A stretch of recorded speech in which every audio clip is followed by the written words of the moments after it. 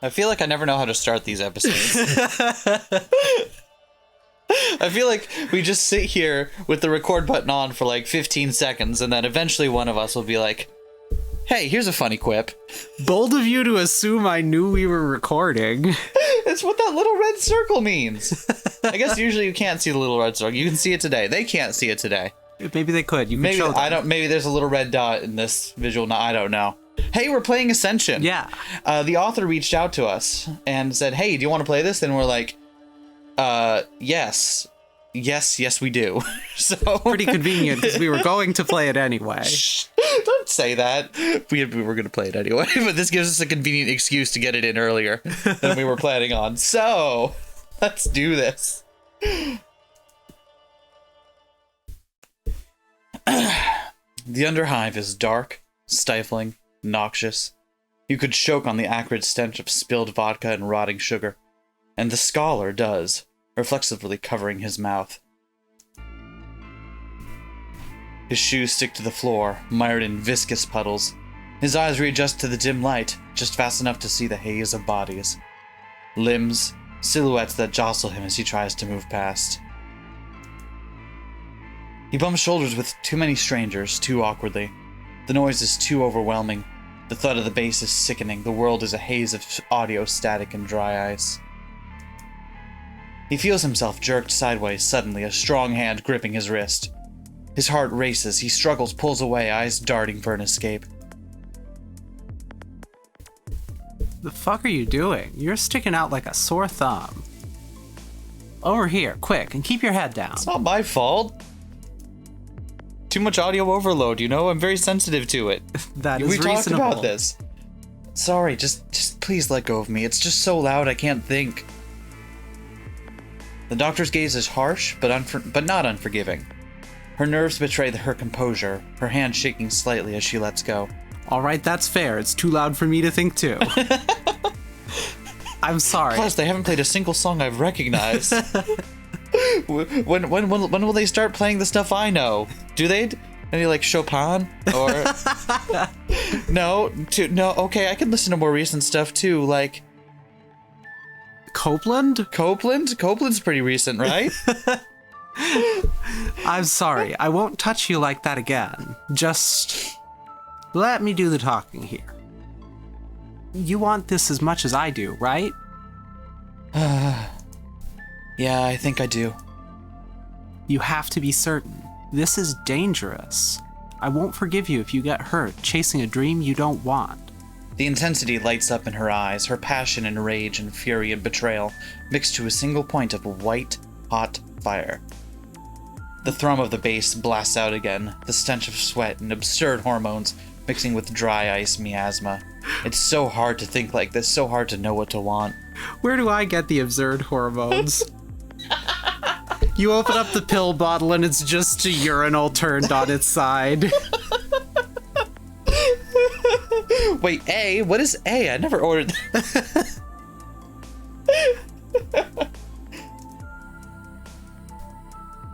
She leads him to a quieter back booth. The strobe and neon flicker through the underclub. Somewhere far, far above, the hierarchy dances in perfect synchronicity. But down here with the sewer rats, everything is off-key, a half beat at a time. It's like listening to a Steve Reich piece, like a quarter of the way through it before it's really phased all the way out. And, like you can sort of hear where it was meant to be, but it's not anymore, but it still kind of lines up. And no one listens to classical, but what am I saying?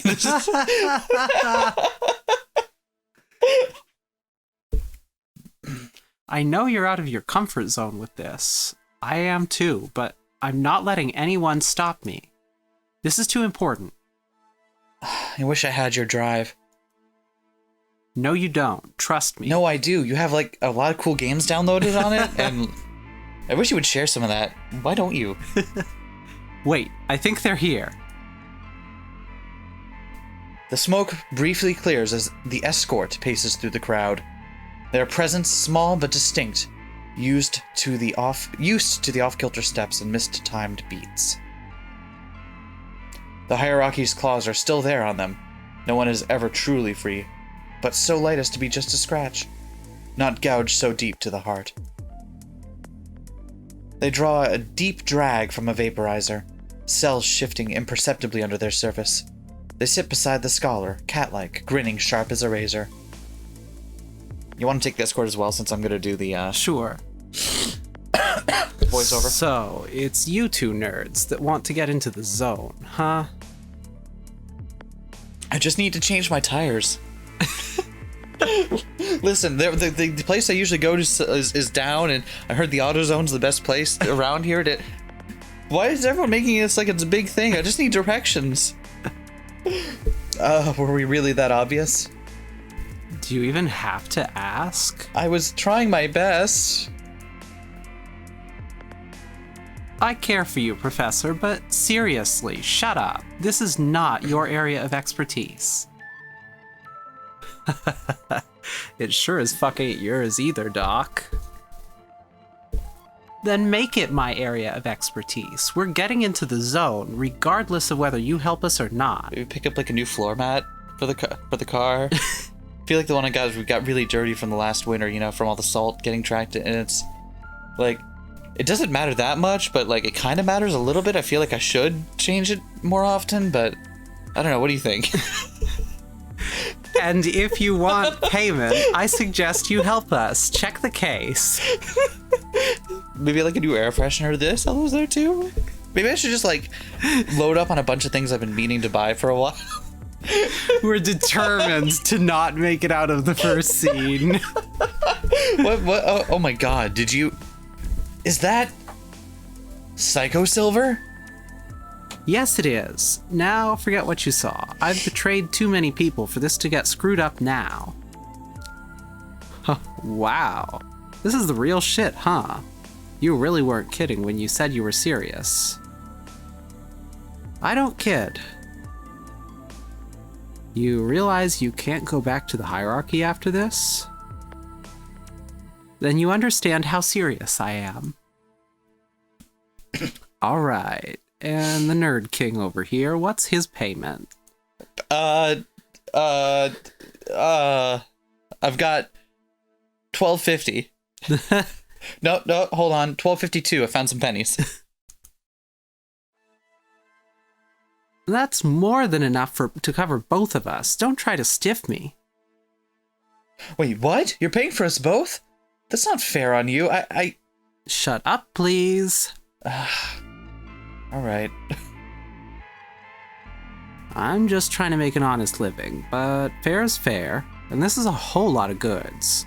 I'll take you both, but you really gotta be sure. I have a feeling I'm not gonna be involved. I'm just gonna put on my headphones and listen to just block out the noise. Is that okay? That's for the best. Is that rude? Is that rude in a place like this? I've never been here before. This shit's dangerous, and even if we make it through, neither of you are coming back the same. Are you sure you want to do this? Yes. Wait, what? We can just refuse the... I guess. We're not Game over. Game over. Thanks for playing. No, we're not gonna do that. Yeah, I need to know. I don't envy what you're gonna find out, Nerd King, but if it means that much to you... I just told the doctor I wanted to go on a picnic. A picnic by the side of the road. If... Hold on, it'll come to me in a little bit. The doctor places the case in a nondescript backpack and hands it to the escort. They sling it over their shoulder and smirk. They stand up and leave the booth. The scholar shifts uneasily, head pounding along with the bass. Well, enjoy your last night before you come back different. Though, by the smell of the both of you, you've already started to change. Is it me? Did I not wear enough deodorant? I'm sorry. I never know how to prepare for places like this. That isn't what they mean. Oh, a sharp one. Meet beneath the fourth bridge tomorrow. The hierarchy doesn't care what happens out in the slums. Be seeing ya. The escort slips into the crowd of moving, shoving, swaying bodies, vanishing in an instant. Sorry for my sniffles tonight. Got a little bit of sniffleitis. It's okay. They're wrong. I know. The hierarchy always cares. What happens anywhere, the hierarchy always cares. I know. We're already villains. This is really, really bad. If you want answers, this is the only way. We've made our choices. Don't look back. Don't regret this. Promise me you won't regret this. I can't. I know. I can't either. The escort was right. They did come back different. I love the, I know it's a common aesthetic a lot with visual novels to pair real-life photography a lot with drawn assets for the characters. Mm-hmm. It works really well in this sense, I think. Yeah. Like the black and white photography has a very high contrast to it, and the faces are very evocative. I fucking love it. Sorry, just had to point. I'm like 5 a.m, painfully early. The doctor stands beneath the shadow of the city. I resisted the urge. I hope you're proud of me. Casting furtive glances all around. The scholar makes his way to the bridge. Frost eats at the ground and gnaws through his boots into his feet. It's too cold. But there's no turning back now. You're late. Were you followed? I don't think so. It's hard to tell. I've never done this before. Hopefully we'll never have to do this again. You look cold. Take this. The doctor hands him a thermos. Gingerly, he unscrews the lid, and steam and condensation pouring upwards, mixing with the cold puffs of his breath. The scent of hot chocolate fills his nose. He sips, a familiar warmth spreading through his chest. It tastes like home, like memories of a childhood he never had, of cozy winter fireplaces and the scent of cinnamon, of the illusion of family and unconditional love. It tastes like the time before he even knew what the hierarchy was. But that can't be true. Everyone knows what the hierarchy is, even if they're too young to understand it. Is this, cockrancha? I didn't think they made this anymore. They don't. I saved it for a special occasion. Aw, it's really sweet of you. Thank you. I can be sentimental sometimes, as much of a shock as that might be to you. A whisper passes through the air. With barely a shuffle, the escort appears, as if they had always been there, unnoticed. They did do the Solid Snake camo thing. What up, dust bags? Oh god, oh frick, I nearly dropped my drink! It's okay, you can say fuck. Where we're going, you can say all kinds of bad words. You mean it? You're gonna try it right now. Yeah. Darn! Good start. Okay. Good start. Keep practicing, though. Please don't patronize me. Leave him alone, escort. I paid you well enough to be civil. Jeez, can't I have some fun? I don't bite. Much. The trio leave, departing quickly before the eyes of the hierarchy pay too close attention. Wonder where these photographs were taken. Yeah, me too. I love this I'm a big fan of just big ass concrete things hanging out. So, a futile endeavor in the long term, but if you slip away whilst they're blinking, you can have a short chance. And a short chance is all they need. The escort guides them to the edge of the city, past bright, glittering lights, away from the insulated safety of the modern hierarchy, steadily further into the suburbs, then away altogether. The glitz and glamour rapidly vanishes, replaced instead with half-torn fences and decaying tower blocks. The escort leads them further down a ditch, through a torn-open fence into the old train tracks, and, almost too easily, through an empty cargo carriage. They gesture to remain silent. The doctor takes deep, quiet breaths, hard as stone, but sweating. The scholar, small and nervous and uncertain, shivers without feeling the cold. Within a few minutes, he can't feel anything at all. The escort gestures again and holds on to the side of the carriage. With a start, the train's engine clunks on. The scholar stumbles for a moment, but the doctor flings an arm out, steadies his shoulder. Their breath billows in front of their faces as the engines roar around them. Still not safe, but better than before. A few minutes pass, an hour, 2 hours, 3. The engines of the train die back. The glimpse of the outside world through the door crack slows. The escort prowls forward, opens the door, looks around, and judges the surroundings. The escort looks down, waits for the momentum of the carriage to slow enough. They point and gesture out. Jump. The doctor moves forward, leaps, braces for impact. She lands crashing to the frosted grass outside, the thud winding her. She tries to roll, but the world sparkles in front of her eyes. The scholar follows next, throws himself off, lands and skids on his feet. He overbalances, coming down hard on his elbow. He stifles a yelp of pain, biting his arm to keep from crying out. Last, the escort jumps, lands, falls, skidding on their knees. But they came prepared. Their already dirty combat trousers unashamed of another stain. They stand up, jog over to the scholar, then the doctor. Good God, everything's in color now. That's the least unpleasant part of what we're gonna do. I'm okay, just... fuck. Hurts to breathe. Just a bit. I'm fine, I can stand, I'm fine. Clearly very fine. Clearly fine. You better be. I hit our survival bags over the hill. They're not light. I said I'm fine. The trio climb atop a small hill covered in tall, untamed grass. The doctor waves away the help from the scholar, but she winces in pain. The escort climbs down the other side and moves aside a well-hidden tarpaulin? Yeah. Tarpaulin? Okay. Beneath there are 3 large military-grade camping bags. A tarp. Oh, fucking duh.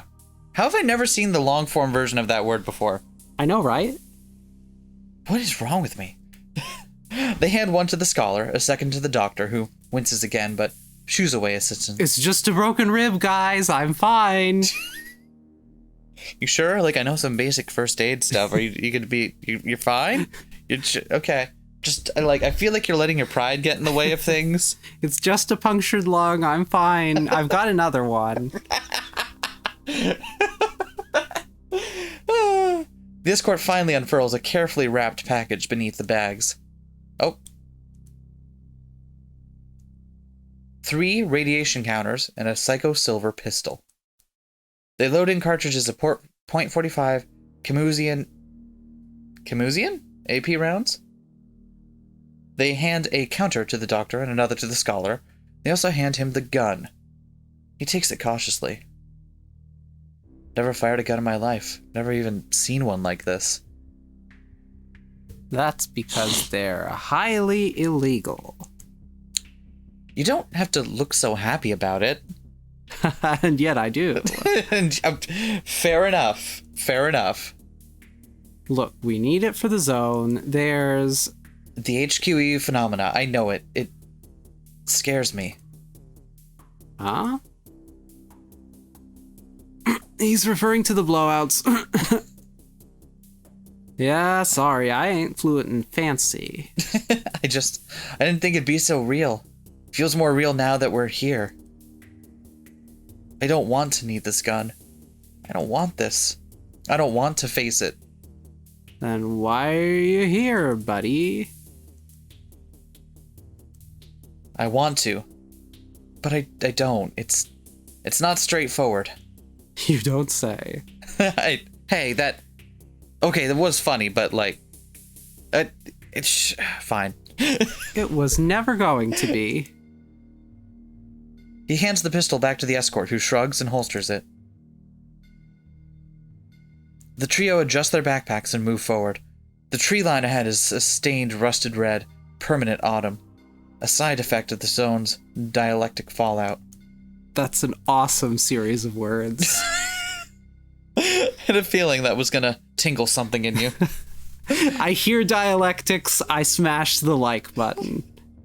Can we all just smash the like real quick? If you're a fan of dialectics? Yeah. And if you're not? Yeah. Because you can come around to it. It's fine. I believe that's called synthesis. Don't start with this. I could never get my head to work with it, so it's your... Somebody hasn't read Phenomenology of Spirit. I haven't! I'm sorry. I have a finite amount of time, and I choose to read it. You spend it reading philosophy that interests me. The air here smells still and cold, fresher, yet emptier. Before the forest, before the zone itself, the layers of razor wire. The hierarchy couldn't control the zone, but they could at least exile it, fence it in, banish it from civilized society. The escort approaches the wire, kneels down, and slings their backpack off. They retrieve a pair of wire cutters, grumbling as they cut through the mix of artificial thorns and metal and sharpness. They fixed this up since last time I was here. This should still be a weak point. There. The wire gives way, whipping to the side. The escort scrambles back, narrowly dodges getting hit in the face. The wire cuts their sleeve and slices across their left arm. In the distance, an alarm sounds. Dogs bark. The hierarchy knows. You hear that alarm? Yeah. Oh god, that's real good. I thought this was a safe zone. Safer doesn't mean safe. Fuck. Come on, go through, quickly. The scholar dives through first. The razor wire barely parted enough for him to get through, the barbs piercing through to his legs. But he keeps on running as small streaks of blood splatter the ground. The doctor follows, grimacing as the wire slashes her arms too. The escort follows last, but sprints ahead of them both, their body used to the adrenaline as the cuts clot over. Jesus. Words are hard. Gunfire sounds in the distance. A hail of shots rain across the ground and around them, but they're still running. They're still up.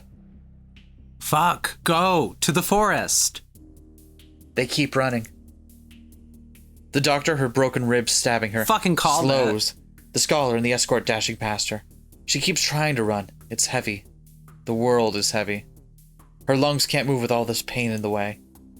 The force is just ahead. They can shake them there, but her head is swimming, her vision flashing with each jolt to her chest. She stumbles, falls, lands on her injured side. She screams and clenches her teeth, trying to stand again. The gunfire ricochets around her, the world dimmed by a cacophony of bullets. She tries to scramble up. The escort's yelling ahead, the scholar just visible at the tree line, but the world is flipped sideways. Which way is even up?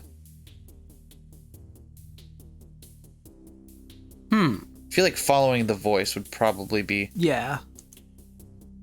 The doctor regains her footing, but barely. The world's still swimming. Hurry the fuck up, now! A final salute of bullets flies past, one clipping the side of her backpack, but missing her body. She crosses the tree line, diving to cover beneath the orange and rust in autumn. The acrid, burning, metallic smell lingers in the air for a moment before it fades. The doctor collapses beneath the orange-red furs, crying as the oxygen floods her lungs again. The pain washes over her, a tide she can no longer keep at bay. The blood drips from her arms, the cuts tender but not deep. The escort tears off a strip of cloth from her tattered sleeve and uses it to dress the doctor's wounds. As they take the cloth strip off, the skin of their arm is visible for a brief moment, an intricate network of scars and old cuts and road-mapped lines. It's okay, we're safe here. They won't follow us this far in. Here, take this. It hurts. It fucking hurts so much. I know, it gets easier, but the first time always hurts. Wait, where's... Nerd King? I saw him on the other side of the ridge. He isn't hurt. You are. I'll get him as soon as it's safe. As long as he doesn't venture too far in or walk back to the guard post, he'll be fine. And even though he's small, he's currently in better shape than you. Hey, I heard that. Gah. Sorry, I didn't realize I was signing up for a scene between yourself. What? Why? Why are you looking at me like that? You want to protect him, don't you? Can't help but feel you put him in a lot of danger with this. I meant what I said. Doing this ain't safe. Home isn't safe either. Don't I know it. It fucked all of us up pretty bad. Just... Did you want to take him here to help him? Or was it just so someone would hold your hand through it all? Oof, that silence. I ain't judging you either way.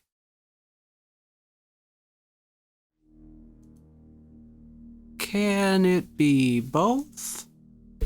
It can be both. The doctor sits up, adjusting the dressing to her wounds. She grimaces. Everything stings. It's... fucking bad. Why does it hurt this much? You're the doctor, you tell me. It's fair enough. Physician, heal thyself, right? You know what I mean. Yeah, I do. Feels kind of good, though, right? I wonder, is it like a kind of like a, you know, The Giver? You ever read that book? It's one of like the first dystopian pieces of fiction you'll ever read because it's a young kid's book, and the conceit of it is that the society people live in, there's someone there who basically takes on all of the negative, so-called negative aspects of the life for them, so they don't have to experience it. All of the pain, all of the stressful, like literally the pain, the stressful emotion, and all of the color as well. And that's kind of it reminds me a little bit of this so far. Sorry for the aside. I'm going. I'm going back now. Sorry. God, yes. We'll have book club next week. The doctor blushes, looking away, ashamed. The rush of endorphins, the heady swell of endogenous opiate. Good. Did I get that right? Yeah. Well, opiate. Opiate endogenous? Yeah. Really? Okay. You've never heard that word? I've never seen that word before. I'm learning so many words today. Endogenous meaning coming from within, as opposed to exogenous meaning coming from without. Oh, usually when I do it, it's endogenous. That took me a moment. Usually. But like endorphins. Yeah, no. Yes, okay. Like I recognize the root. Yeah. Don't get me wrong. It's just I have never seen that word. It's almost like I read words for a living. Good God. Could you imagine? It's not healthy, but it feels fucking great. But more than that, there's something beneath the scarring, something to find, some answer. And finally, she was asking the question. The trio reunite underneath the red-brown canopy. The doctor still limps, but her wounds are mending. The scholar's cuts have already fully closed, leaving only small white lines. They camp for the night. The night air is still beneath the dead trees. The next morning is more walking and more walking. And more walking. The hours pass. My rib's still broken. Do you need to do something about that? Really? We got. I'm not saying we have a ton of time, but we have a little bit of time. Like, is there? Could you? What? Like, all right. The escort stalks ahead, reaching into a small bag tied on their belt. They pluck out a small metal nut with white ribbon tied through it. They're doing this thing. What thing? We'll see. Okay. We have to watch Stalker. It's such a good movie. Okay, we will watch Stalker. I think we have it. We do. I made you get it. Maybe it's better that I haven't seen it for this. Yeah. And I haven't read. And I like, despite the fact that I own a couple of books from the Strugazzis, I have not actually read Roadside Picnic yet. What else did they do other than Roadside Picnic? I would have to look at the bookshelf, and I don't see any of them off the top of my head. That's fair. Yeah. They throw it forward. It sails through the air, white ribbon flickering, and lands. They slow their pace, pause, retrieve it, throw another. And another. And another. The journey is beyond tedious. Why is this taking so long? Takes as long as it takes, Doc. We're being followed. They'll find us. They ain't gonna follow us in here. They don't know the way. Besides, there's scarier things in here than them, and they know that. The escort throws another nut through the trees. It flies forward. It's the first thing you do when you enter the zone. You have to nut. A crack. The nut plummets prematurely to the earth, like a magnet sucked it from the sky. It hits the ground and sticks without bouncing. Then the gravity pulls it in and down and just keeps pulling. The pressure on the nut crushes it into the earth, the metal bowing and cracking out of the heaviness of gravity. My God. Is that real? A real Evian focal spot? Avian? Evian? Eh. I told you I ain't fluent in fancy. Me, I call this a crush. It shows up randomly sometimes. I saw a guy walk into one once. There wasn't much left of him to walk back out. And like a crush you don't want, it shows up when you least want it to. How can you tell it's there before it's too late? Honestly, you can't. Throwing the nuts and bolts sometimes gives you a rough idea, though. It's why you don't run headfirst in here. Or you won't have a head anymore. I can think of worse fates. I never liked my face much anyway. Please don't joke about that. The idea makes me feel sick. They walk. The path through the forest is fraught with more crushes. They double back, turn left, turn right, return multiple times. The end of the red forest is in sight, but still the journey takes hours more. The scholar's feet hurt from the constant retreading, but he doesn't complain. The doctor looks pale. The escort has seen this before, knows the tracks. Becomes instinctual. There's a trick to it. You do it or you die. They had enough of dying a lifetime ago. At last, they reach the edge of the forest. In the distance, they can see their sun slowly sinking, bathing the world in amber and blood red. At least this looks a bit more straightforward. Indeed, it does look a bit more straightforward. I expect looks are deceiving, though. You betcha. Shit is still dangerous out there. It's worse out there in the dark, too. We didn't see any of the real rough stuff last night. It's fascinating. I never thought I'd see this much of the zone in my life. Look, that stuff over there, that's colloidal. That's colloidal? Mm-hmm. That's colloidal gas deposits, right? The messy stuff with the blue fire? And there, that's where the light is bending outwards. That's an artificial gravity prism. And across the lake over there, do you see it? The old houses, you can see Ferris Gossipium. The dialectical fallout is even in the grass. It goes counterclockwise and reverse of the patterns of normal biology outside. You see? It's like everything here is isomeric. It's all the same, but different. Like a mirror. Like a left hand, a right hand, both the same thing, the same formula, the same makeup, but the arrangement is so different that one can't ever fit into being another. My God, there's so much out here. It's still dangerous. Yeah, yes, but look at it all. Look at how beautiful this place is. They all look out across the grassland. Emerald haze and blue smoke and dashes of fire and yellow and crimson and ash and purple glow. And chemicals and burning and chaos and war and freedom and peace. The escort takes a deep breath, grabs their vaporizer. They inhale the fluid. Their cells shift, refocus, dancing in the golden light. Oh, that's the stuff. Can't say I understand all that science lingo. Is that science juice? Does that help you understand the science better? No, not at all. Okay. This is just a regular vape. Imagining sticking the scholar in like Area X now. The scholar, formerly of the Southern Reach Institute. But you're right. This place has always been beautiful. So beautiful, it makes me want to vape. Is that a natural reaction? That's my natural reaction to everything, bucko. I like them. I like the escort. They're very good. They take a deep breath, the mirror air reflecting inside them, the sinistral mixing with the dextral.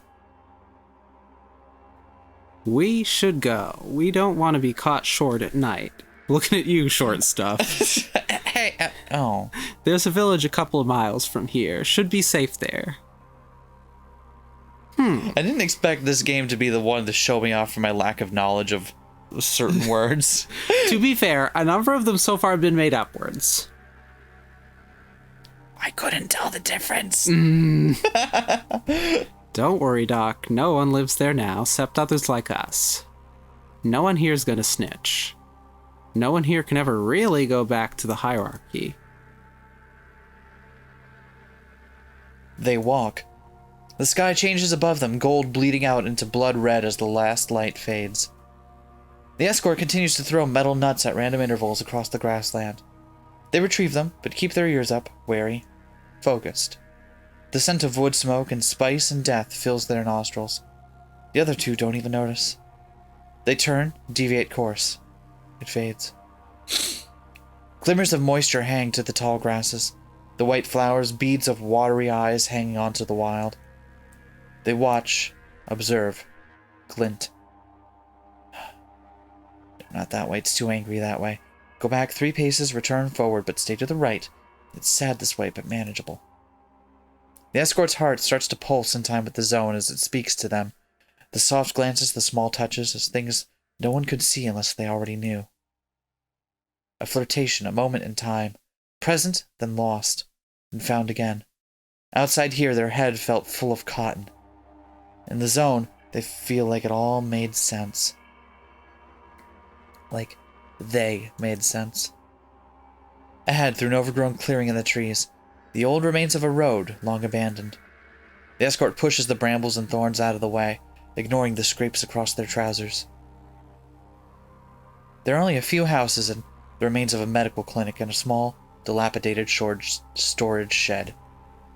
The carcasses of empty, dead vehicles still lie on the roadside, their internals long since gutted for metals, leaving only shells. The scholar gazes inside. The rotted upholstery still has the traces of psychosilver dotted through. We're here. You guys will want to get ready to make camp. The village is safe. The scholar takes out his Focal Geiger radiation counter, the soft bursts of static picking up as he waves the scanner across the area. He frowns. Safe-ish. The scholar frowns more. Did his eyes just shift from one side? Like, did you just do the shifty? The scholar frowns more. The doctor shrugs, moves forward into the skeleton of the clinic building and shrugs her bag off her shoulders. A little bit of dialectical fallout is worth the risk. The scholar also places his bag down carefully. He reaches into a pocket and grabs a camera and some small stencil-like instruments. Ooh, what are we doing here? I don't want to force you to have another scene between the two of you again, but that sounds more interesting than setting up camp does, if I'm honest. Yeah, that's fine. You sure? Yeah. All right. The escort follows the doctor into the gutted room, leaving the scholar to his measurements. He barely notices, frantically scribbling down notes on crumpled paper. They pause in the entranceway, watching the doctor. The tall woman brings her torch up. She only illuminates broken bottles, empty shelves, paper scattered across the floor. Wait, is the scholar, like, doing the room measurement thing, like he's worried it's gonna change dimensions? Man! Not sure what you're looking for. I scoured this place years ago. It can't hurt to double check. There might be something we can use here. You never know what you miss the first time you look at something. The doctor wanders into the next adjacent room. The floorboards have all rotted away, leaving only dead foundation below. She steps into the decay, crouching, scanning beneath the broken wood. Seems almost foolish, childish even. If there was anything still left through here, the escort would know it. The zone had its own language, its own way of telling you. You just had to learn how to listen. You also told us to keep our senses sharp for danger, no? I want to be sure this is safe before letting my guard down. Well, keep looking around for as long as you need. If it'll help you rest easier tonight, I won't stop you. Though I'm guessing even seeing as it's safe as possible won't help you much, will it? It's not paranoia if they're actually out to get you. That's fair, but that kind of view ain't healthy for you. It helps you survive, but surviving and living aren't the same things, you know? The doctor continues searching. The next room is empty, too. Only dust and cobwebs. She steps inside and reaches out her hand to brush the webs away. The escort grabs her shoulder and stops her, yanking her back hard. The room smells of static, of poison ambush. Their hackles raise. Hold up. That ain't right. Let me just... The escort quickly reaches into her belt and throws a bolt. It connects with the spiderweb. It crackles, fizzles, fades as the bolt becomes molten metal in an instant. The damp air alights with a shrill of ozone. Shit, was that Psycho Silver? Think so. You don't want to touch it, whatever it is. They both pause, looking further inside. An empty storage room covered in paper and detritus. But wait, something new. Stuck in the shadows, but just visible in the fading metal glow. Is that some old tech there? Huh. What do you know? You were right, Doc. Guess I didn't pick this place completely clean. Let me get it. I don't think there's anything else disguising itself as murder webs in here. Cautiously, the doctor wanders in, her lantern shining all around for more webs. She doesn't spot any. She retrieves a battered radio, weather-beaten and covered in earth and rot, but wiring intact. Huh. Do you think you can fix this up? Sure, if nothing else, it'll be a way to pass the time. We can't move much further into the zone tonight anyway. It's too dangerous. They both return to the main clinic room. The remaining twilight shining through the windows and the torch's glow provide enough light to work by. The escort settles down on the remaining fragments of floor and grabs some spare copper wiring from their bag. The doctor sits close by, taking some painkillers as she watches closely. The air smells of wood rot and damp, but it's not unpleasant. Decay is just flux, and flux is just nature. With gentle pressure, the back of the radio pops open easily. They find the pliers, twist the coils of metal around the antenna. Static crackles through the half-dead speaker, but half-dead is half alive, and that is still progress.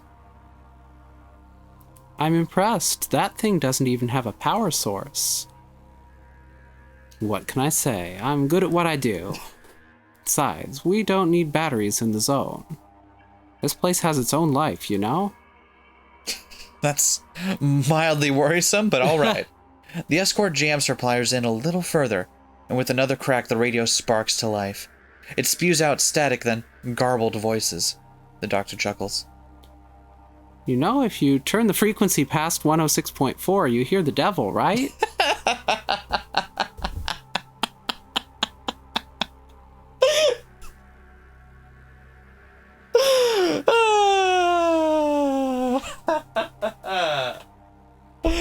Good shit. That myth is bullshit, and you know it. Sorry. I had to appreciate the moment. You hear weird shit sometimes. Ghosts in the machine. I heard something once on a night shift. The rest of the hospital was dead. It was just me there. Pretty bad shift. Oh, shit. They all died. Oh, God. There was too much crap on the desk. I knocked the radio over. I turned it back on and retuned it, and I heard something. Just there, in the spaces between the signals. Save your spooky stories for teenagers, Doc. Besides, we're already living in a horror flick. I prefer to think of my life as a psychological art drama, personally. Of course you would. I prefer to think of mine as a serialized docudrama. Just if anyone was wondering, that's how I, the scholar, feel about it. I prefer to think of mine as a magical girl show. Don't unpack that too much. But not like one of the grimdark versions that you get nowadays. No, it's not a deconstruction. It's just played straight. You know, like season 1, Sailor Moon. Does that make sense? Are we all on the same page here? Okay, good. Now remember, most important, don't unpack that. Do you understand me? Is everyone on the... Yes. Okay, good. Being pretentious seems to be your thing. I see you're getting to know me well. The doctor twists the dials on the radio a little more, the muffled sounds of music gently flowing in through the night air. The sinistral insects in the grasses outside quieted their chirping.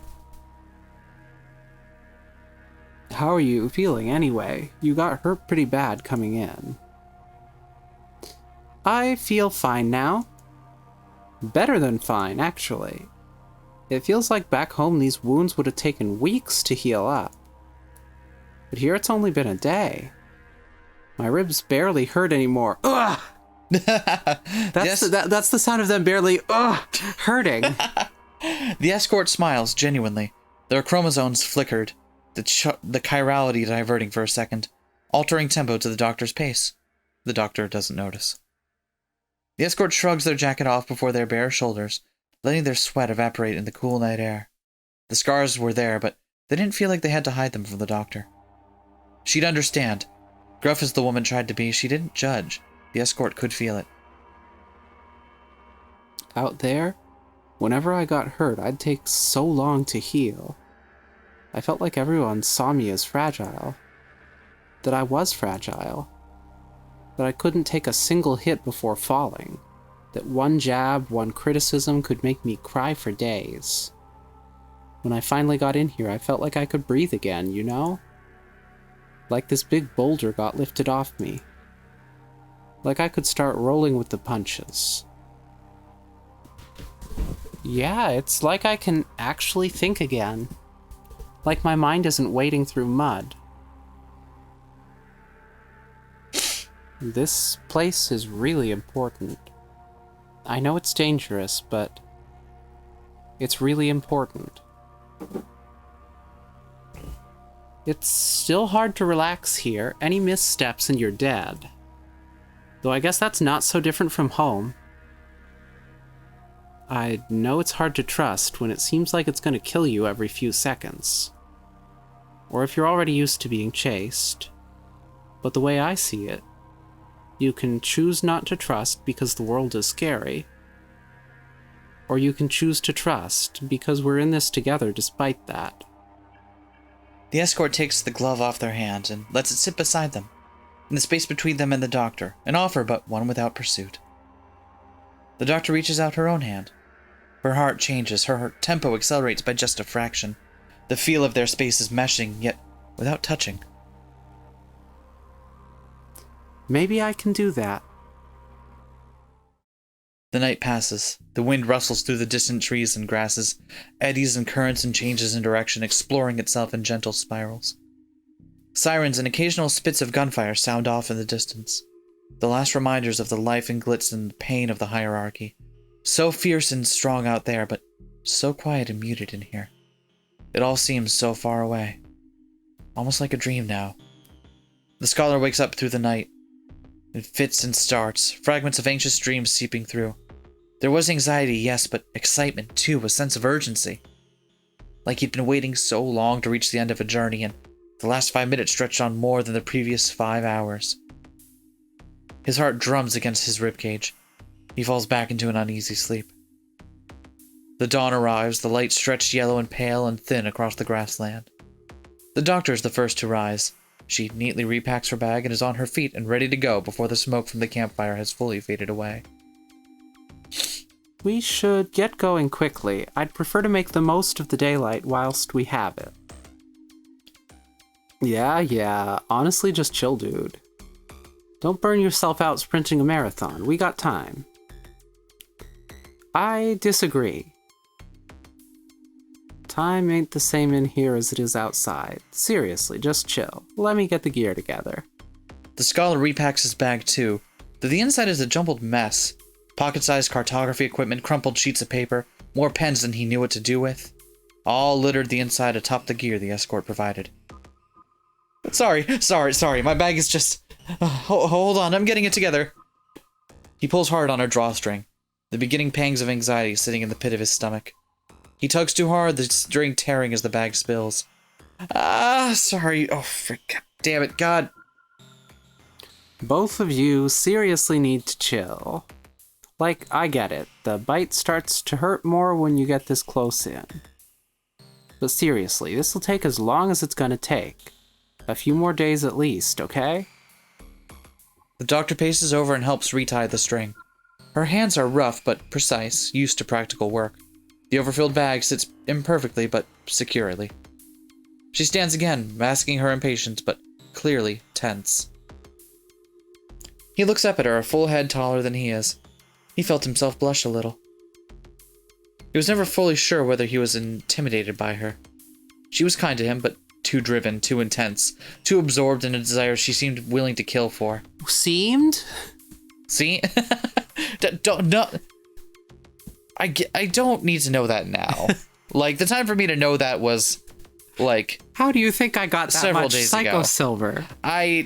Listen, learning this now is not going to do me any good, okay? just hold on to that one. The escort hefts their own bag onto their back, rough and imprecise, whistling tunelessly, then takes a drag on their vaporizer again. What flavor is it? I don't have a quip for this, god damn it. Is it like blue raspberry? How do they get it to taste like blue? It's cigarette flavored vape. It just tastes like you're not vaping. It exists. Oh, why would... Okay, never mind. It exists for people who are trying to quit smoking and stuff. Okay. Something like that. I mean, you could read your line now, or you could... We could wait here awkwardly. Let's go. Time's a-wasting. Come on, hurry up now. Okay, bold decision, deciding to read the line so we can move on. We can start going. I've had my vape for the morning. Okay. That's what I've been literally just saying. Now, do you see how annoying it is? Don't encourage them. But fine, I take your point. I'll encourage them as much as I want. Gosh, sorry. I'm just happy to win Nerd King over to my side, honestly. There are sides. Why are there sides now? Shouldn't we all be working together? Never mind. The journey remains slow. Once again, the escort throws the nuts and bolts tied with white ribbon. Once again, they track and backtrack and deviate. Hours pass, but they barely travel a few miles. They stray up a hillside, then down the other side. A blurbing stream trickles in the distance. A burbling. A blurbing steam. I like that. Blurbing a steam blurb. They found a steam blurb off in the distance. 2 out of 10, 3,000 hours on record. Well, I don't like the forced diversity in this game. Oh no, no, that's very much Steam. That's too Steam. This game was fun before the SJWs got. No, don't even. I was trying to think what a 2 out of 10 and 3,000 hours on record review would actually be like. So, through a clearing, they find wild garlic and grass and moss overgrowing everything inside a small valley. Dead vehicles lie everywhere. Tanks and armored troop carriers, the remains of the hierarchy's incursion. Tufts of unnatural red-white cotton lie across the dead metal. It gently hisses in the sunlight. As cotton is wont to do. I just looked at it. Why is it hissing at me? I'm sorry. The scholar reaches out instinctively. The fluffiness oddly appealing, but the escort gently puts his hand down. Look but don't touch.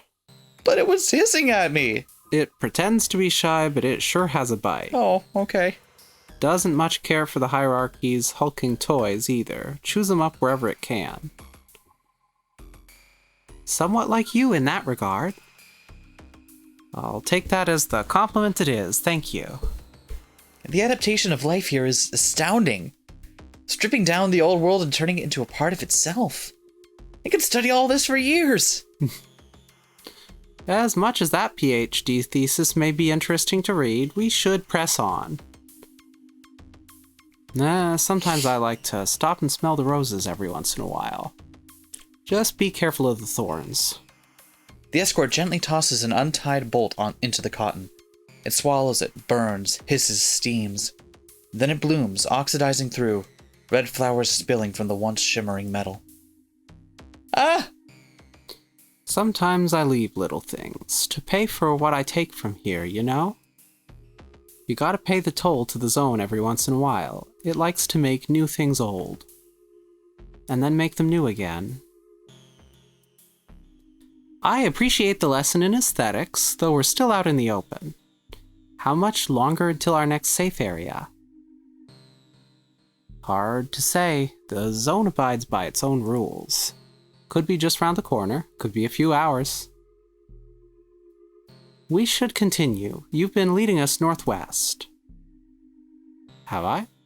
Can't say I care much for compasses. I have no idea where we are, by the way. I mean, at a certain point, you kind of just got to go where it tells you to go, because that's the only way not to get chewed on, I guess. They walk onwards. The escort loses a few nuts to crushes of gravity, but their bag is full of enough spares to keep going. Another hour passes. The daylight is sweltering as the sun bears down, gentle humidity rising from the grass. They pass by trees. The scent of moisture and nature fills the atmosphere, free from structure and commandment and constriction. They follow the escort over a hill and, again, find the remains of armored cars. The iron-stained cotton blossoms, faint hues of color falling from its flower. Is this some kind of twisted joke? If you're gonna do that, you have to commit to the bit. You gotta give it your best, like... That was my best. I'm not very good. Okay. We've gone in circles? No, we've not. We've been going northwest this whole time. I've sketched the map, look. This isn't where we entered from. Sometimes this happens. The zone does that. You have to respect it, even if it seems confusing sometimes. It takes as long as it takes. Nothing is straightforward. Nothing is straight. Forward, right. I guess it never was. Now you're getting it. They walk onwards again. The hours of the day pass. The scholar glances across the grassland, consults his map. The landmarks were the same, but everything shifted, distorted, like looking through a cracked lens. Direction is meaningless beyond forward. Whatever forward means. As distance becomes meaningless, time blurs. The scholar's sketches and maps fade out. The cartography futile as landmarks fade, repeat, fade, shift. The day stretches thin, the last rays of light fading out behind the clouds. The sunset looks hazy, heavy. Gravid clouds gently swell on the horizon. I think we're close. There's a bunker beneath the trees over there. A good thing, too. Might be a storm coming. Not sure when, though. It looks very red. Yeah, best not to stay too long out here now. Wait, that's a Hegelian quantum emission, isn't it? A blowout. Might be the start of one. Let's go. We've got a little bit of time to get comfy before it rolls in. In the distance, sirens blare, the screams of the hierarchy over that which they cannot control.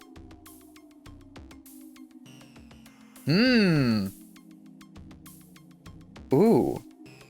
Oomst. I think we want to hang out with the escort. All right.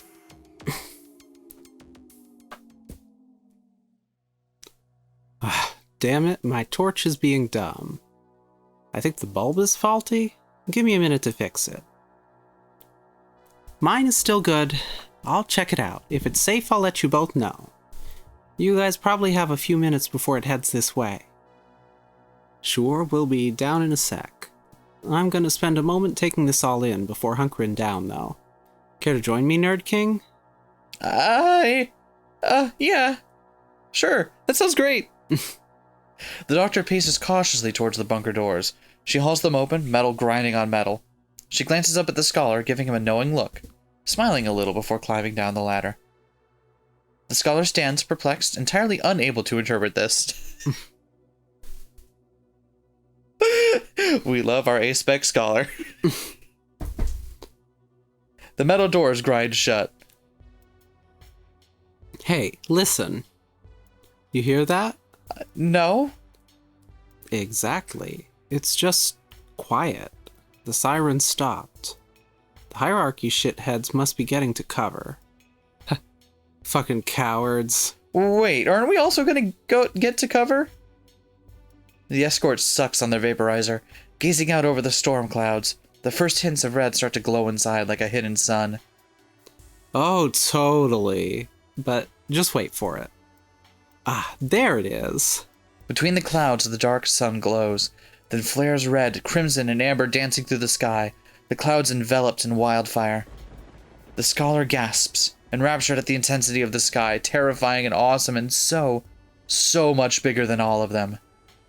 Feels like he could just fall upwards into it. It's nauseating, but beautiful. I thought you'd want to see this. My God. I can't look away. The Aurora Hirschfalis.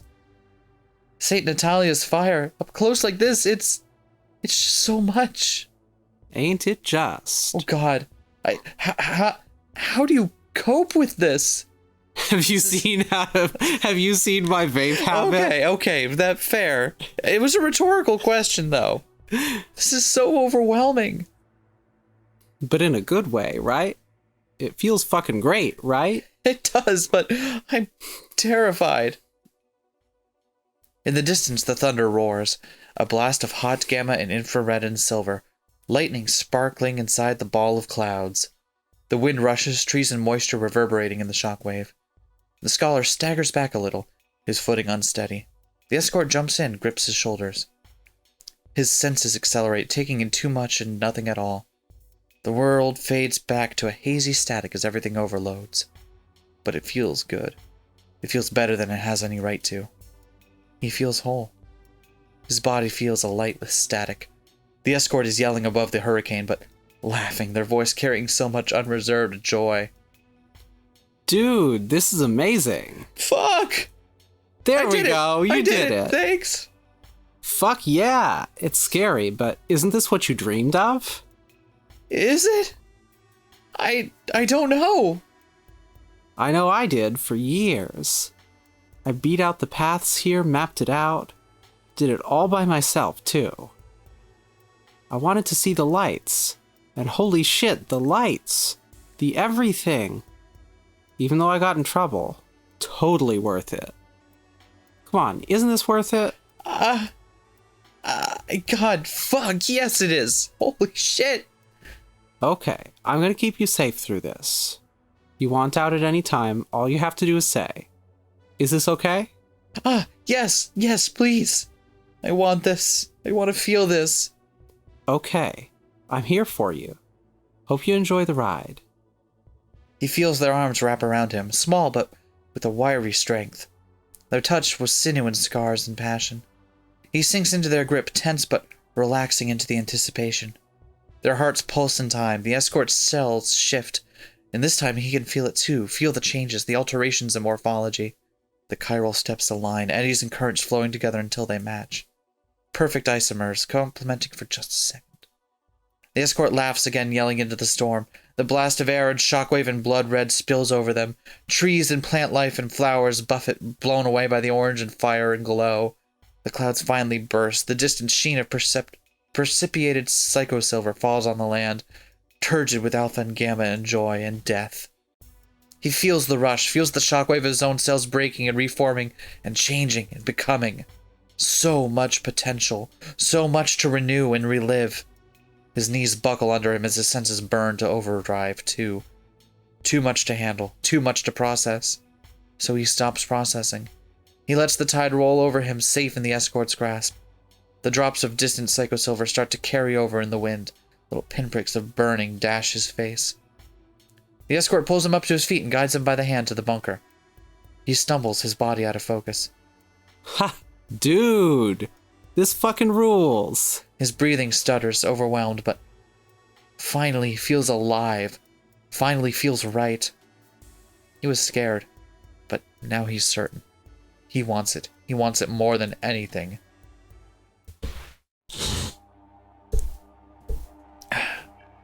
The blowout rages overhead through most of the night. Deep in the cover of the bunker, the three find shelter, though they rest uneasily. The tunnels inside lead to small rooms, most soaked in decay. Their torches provide moderate light.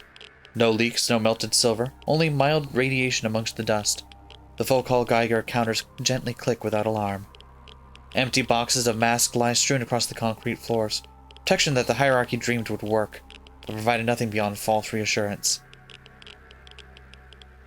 The escort sets their bag down and tears open a pack of survival rations, uncontaminated, stale, boring, but safe. They throw it back to the doctor and the scholar. You're going to want to keep your strength up for the next few days. It only gets worse from here. That's not reassuring. Though I reckon both of you want it worse, right? Okay, I get why the scholar might, but is the doctor, like, punishing herself for something? No. The night passes. By the time morning dawns again, the traces of the storm have all faded. They exit the bunker. The psychosilver seeps into the soil, the radiation and alteration soaking through beneath their feet. Do we know that building? I would like to. I'm wondering if that's... It just reminds me of a building I've not seen in person, but like read about and heard about before. I'll need to look it up later. They settle into the familiar routine. The slow walk forward, interspersed with returns and changes in direction, sidestepping and reversing and returning over and over. The progress is beyond slow. The doubling and redoubling eats away their daylight hours far, far too quickly. The doctor appears tense, anxious with how long it takes to get barely a few miles. How many other bunkers are there like that? If another blowout hits us, I'd like to know we've got shelter. We seem to be walking closer and closer to their origin point, and I don't want to be caught short. Don't worry, you can't be caught short. You're quite tall. They're right, you are pretty tall. I mean, have you seen how tall you are? Anyway, I've got a plan. Shouldn't be too far from here. They journey towards another line of trees. This one's still mostly green, only sparse flecks of red visible amongst the leaves. The remains of an old road lead between the conifers, though even the road isn't free from hazard. The scholar almost carelessly steps too far to the left while scribbling down notes. His bag is tugged into an unseen crush. He heaves, pulls, stretches, breaks free. A handful of loose pens fall from his pocket into the gravity well. He grimaces, but no harm done. Here we are. Do you see it? Just above the treetops. Poking above the green was the tip of a colossal structure. Wires and data and steel. It stank of hierarchy, but the zone was reclaiming it piece by piece. They approached a gatehouse long abandoned. The escort pays the trespassing warnings no heed and pushes the steel gates open. They grind painfully metal on metal. Fragments of iron red cotton stick to the tips of the gate, but not close enough to hurt. Oh, geez, where do you photograph something like that? Yeah. Oh, man. I gotta know. I want to look this up when we're done, but like I want to know, like, are these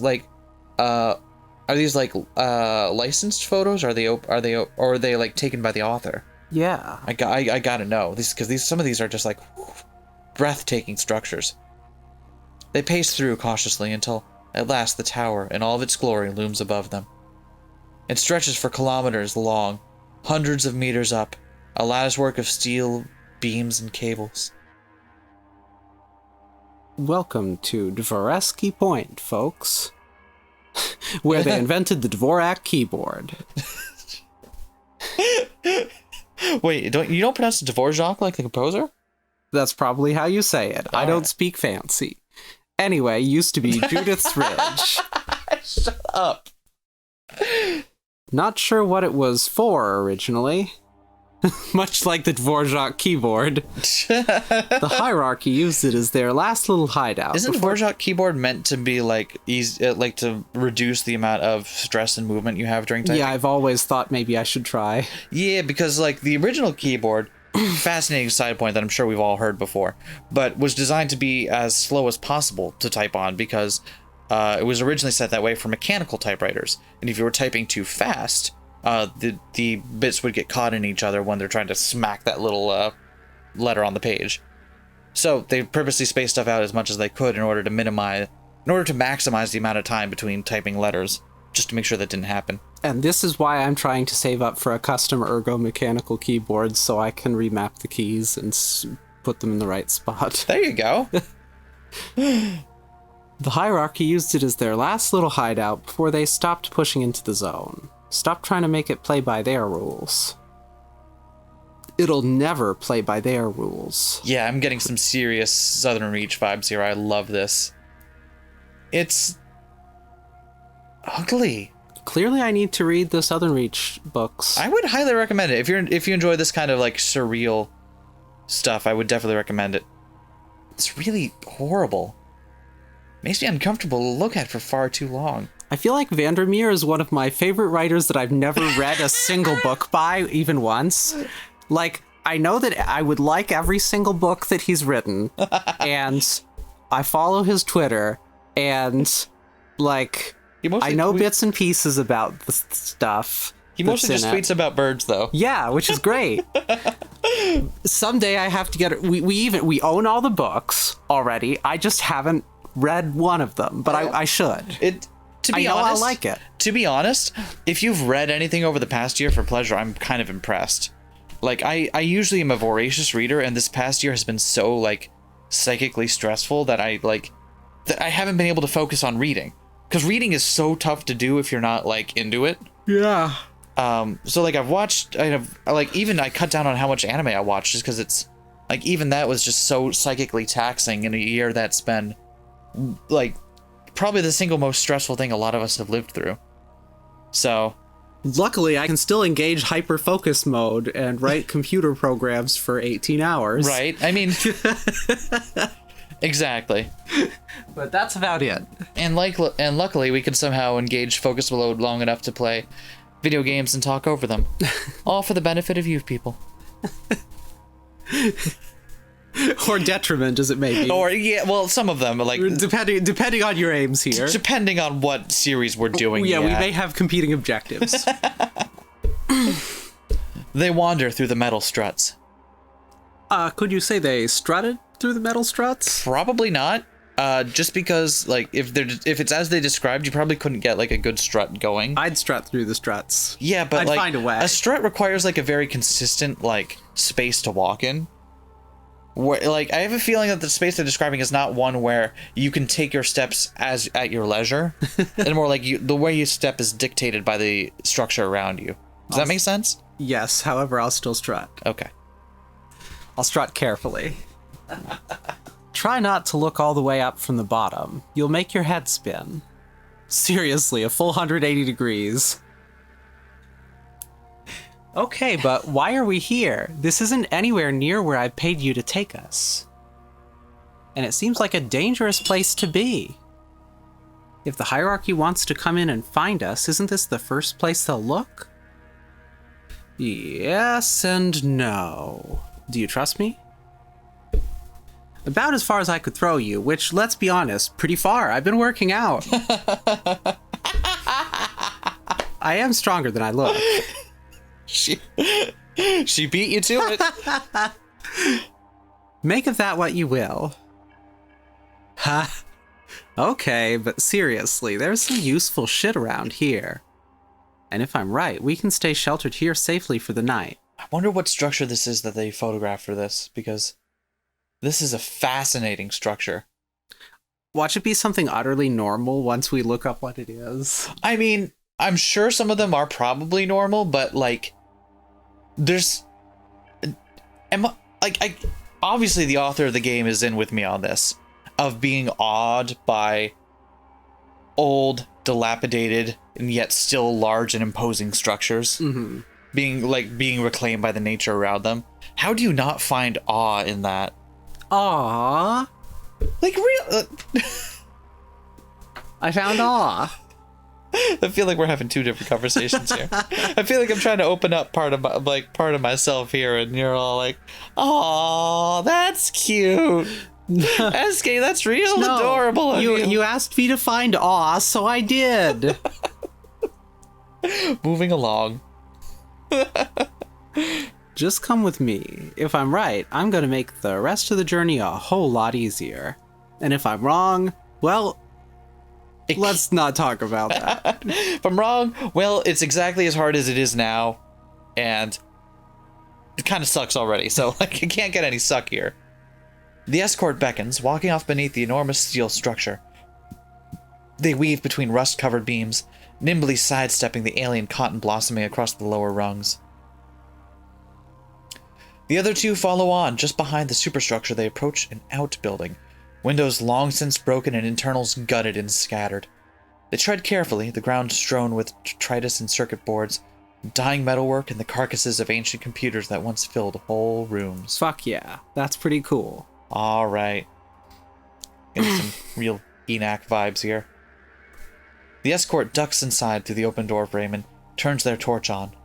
They scan around, clambering down dust-ridden hallways and steps to a pitch-black basement. Ah, yes, I knew it'd still be here. It's so damn dark in here. I can't see. What is it? Your ticket to the fast lane, sister. Did they just call you fast? I think maybe that was a sideburn there. I don't feel that explains anything. Yeah, no. Let me finish.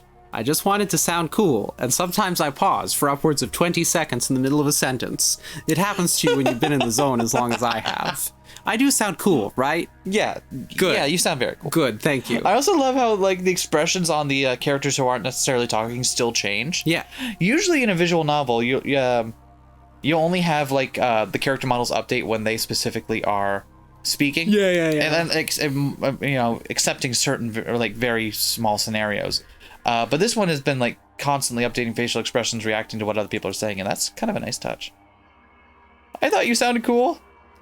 See, Short Stack over here gets it. What? Why am I short stack now? I want to be short stack. Can I just go back to being Nerd King? Okay, Nerd King gets it. Yay, King of the Nerds. Yes, get on with it. Service access tunnels. If we're lucky, they'll lead straight to the old town. Why were you expecting those to be missing? Oh, right, the zone. Never mind. And there's no crushes down there. None of the other surface dangers. Nothing to slow our progress. We can be at your desired destination in a day. All I'm going to ask is that we stop off overnight here so as I have some time to scour this place more. There are going to be other dangers down there, but if you want to get straight to the old town, this is the quickest way. Deal. Sweet. Okay, I'm gonna look around and grab some stuff, if there's anything left here. We've got some time to relax, so set up camp. There's gotta be somewhere here that isn't too damp. Damp camp. Damp.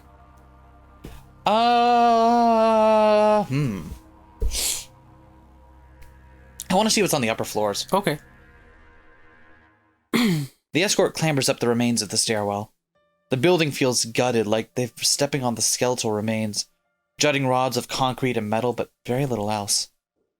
It feels subversive, like treading on someone's grave. A few dangling cables remain, severed nerves hanging in the wind. Most had already been salvaged for metal. The doctor wanders up after, shining her torch around empty upper floors. Enormous stacks of rotted computer equipment still stand around. The ones that hadn't been gutted are still bolted to the floor. Where windows still let in stray strands of light, the rooms seem almost peaceful. Pale blue paint peels from the walls. The escort gingerly paces inside. They pick up a half-mauled circuit board dotted with silicon and copper and silver. They examine it, shake it, then toss it aside. Nothing there worth having. Another keyboard, a circuit breaker, a transistor. Nothing in any of them. Too much decay. The doctor picks up what remains of the ledgers and notes, most too stained and destroyed to make out, but some still intact. So, Doc, I don't think I ever really asked. What are you here for? Normally, guides have the discretion not to ask compromising questions. True, but I gotta say I'm curious. There's a lot of rumors out there about what's in the center. Hidden secrets, wealth, the illicit things to salvage. The escort nudges a flimsy wooden crate with their foot. It seems solid. They kneel down and grab a screwdriver from their bag to bust the lock. But I get the impression that ain't you. You're here for... It ain't me? Yeah, you ain't no senator's son. Once again, classic rock references proving not a boomer. You're here for the room, aren't you? I won't deny it, that movie was great. I thought that much was obvious. Oh my god. I was not expecting that. They had to exile it to the zone. It was a danger to civil society. You know what really sucks about The Room? What? It isn't actually that funny to watch. It's just kind of painful.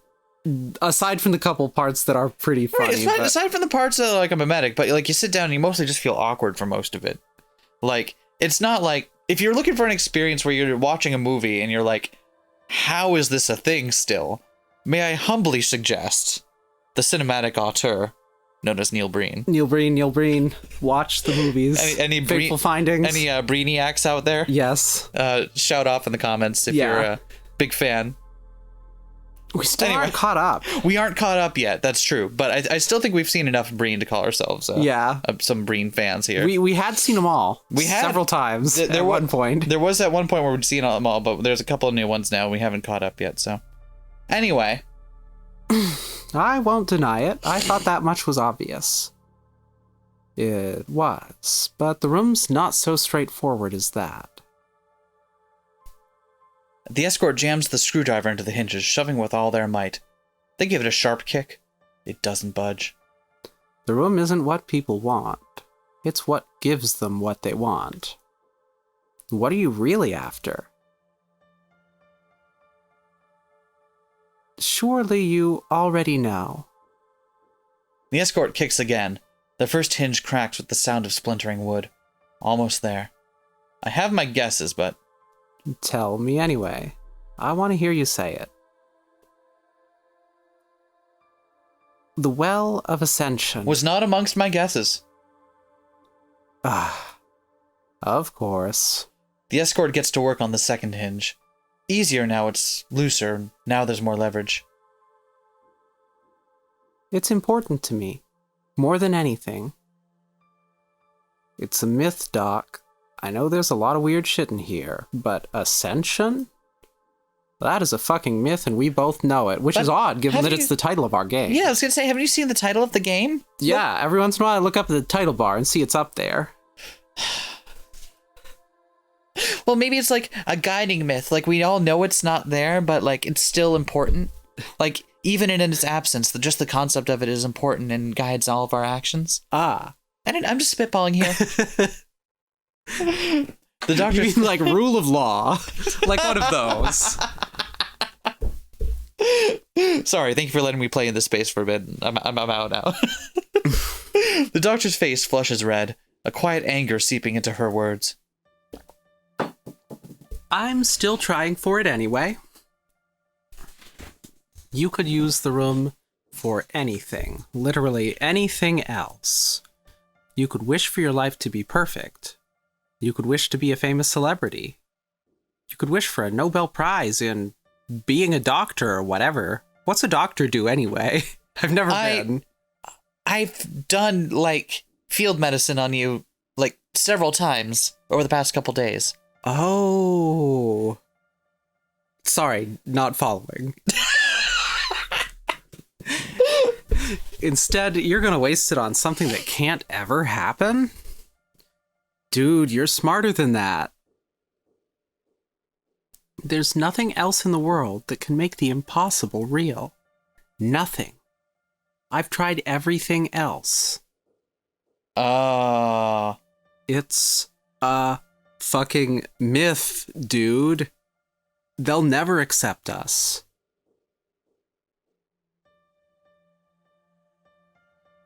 Yeah. With a sharp jab, the box bursts open. Inside, damaged technology, yes, but a few small vials of intact glass still remain, welded to the circuits. Whoa, Nixie tubes. Yeah, whoever made that must have really good taste. Yeah. With care, the escort brings out a small open-top bottle. They gently chip at the glass with the screwdriver. Look, I'm not saying this to stop you. I'm glad you came here. Glad you came to the zone. But some things will never happen. And it's okay to be like this. This isn't purgatory or some state of being incomplete. And don't you fucking dare say that it is. That'd hurt me more than anything. The glass cracks and, careful not to waste a single drop, the escort catches the runoff in the bottle. I'm gonna vape this later. I didn't need to know that for this conversation to occur. And yet now you do. I like how no one will ever know what that's a reference to. No one, like, there's literally no way for anyone to ever know what that's a reference to. Wow. Thank you. That was a beautiful moment we just shared. Pure, raw silver, still with pathos before the hierarchy fucked it. Why would you even want Ascension anyway? I told you at the start you could never go back. The doctor's voice shakes, her anger boiling at a barely contained pressure. Do you think the hierarchy will ever actually lose? What, you think that just because this zone is a wreck that we've got some safe space from them? They won the fucking war, without even firing a shot. You don't even know any history, do you? God, of course not. You weren't even born by the time the war ended. Fuck you, I'm not some kid. Nor am I. This place, this zone, you think this ended up this way because of bombs? Because of some magical disaster that befell the hierarchy? It's not. They wanted it this way. Oh, come on. I'm being serious. They won by consuming. They took their enemy into themselves and made it them. They forced everyone that opposed them to become just like them. And once they were just like them, they became them. Fighting them on their own terms just makes us become what they are. Dialectical fucking fallout. That's my favorite of the series, if I'm honest. 76 was kind of a misstep, but I really feel like they pulled it back up with DF Fallout. Dialectical fallout, where you just go out into the post-apocalyptic American wilderness and argue with some dude about Hegel for 40 hours. I would play that game. You spot each other with a sniper rifle scope from across the plain. You lower your rifle and angrily start strutting towards that man. Now you see... That's not what synthesis is at all. The dialectic doesn't actually have a tripartite structure. That's just that's just a myth from later exegesis of Hegel's writings. It's gonna become clear that I have no idea what I'm fucking talking about here, so I'm glad you do. I also don't. Oh, okay. But I've at least read Phenomenology of Spirit, so I can pretend I do. There you go. And Reason in History. Don't know. And I read more Hegel than I thought. Oh. Anyway. They shoved everything that they weren't, everything that didn't match, into smaller and smaller corners. Like the zone. And I'm tired of fighting. I'm fucking done. What you want out of Ascension isn't what the room will give you. The hierarchy never accepts us, no matter how much we do. I have to try. I have to win. I want to go back and make them change. I have to win the war on my own terms, from within. My name is Suzaku Kururugi. Oh my god. Without fighting them so hard that I'm just the same as them. Does anyone else hear colors? Yeah, sometimes that happens in the zone. You don't. No, I mean like the song Colors, the theme song from Code Geass season 1. No? I have to try. I don't want to fight you anymore. I'm sorry. The escort and doctor both stand, in opposition, both on the verge of tears. The escort's hands are shaking. A few drops of pathos spilled onto their skin. The rush of emotions stings. Just when it comes to it, at least think about staying. I'd like you to stay. Maybe. I don't know. I promise I'll think about it at least. I guess that's the best I can ask for. I guess so. I'm sorry too. The escort smiles, wiping her face on her sleeve. I'll forgive it. For you, just this once. The horizon glints with the shimmer of the red aurora, but there are no more storms through the night. It passes uneventfully. In the early hours, the doctor is again first to rise. She nudges the escort, their heads still buried in their arms. The escort groans. Is a deal a deal? 5 more minutes, please. Then yes, a deal's a deal. God. With dark circles under their eyes, the escort pushes themselves up with dramatic lethargy. They reach into their pocket, grab their vaporizer, scrutinize it against the light. Running near empty.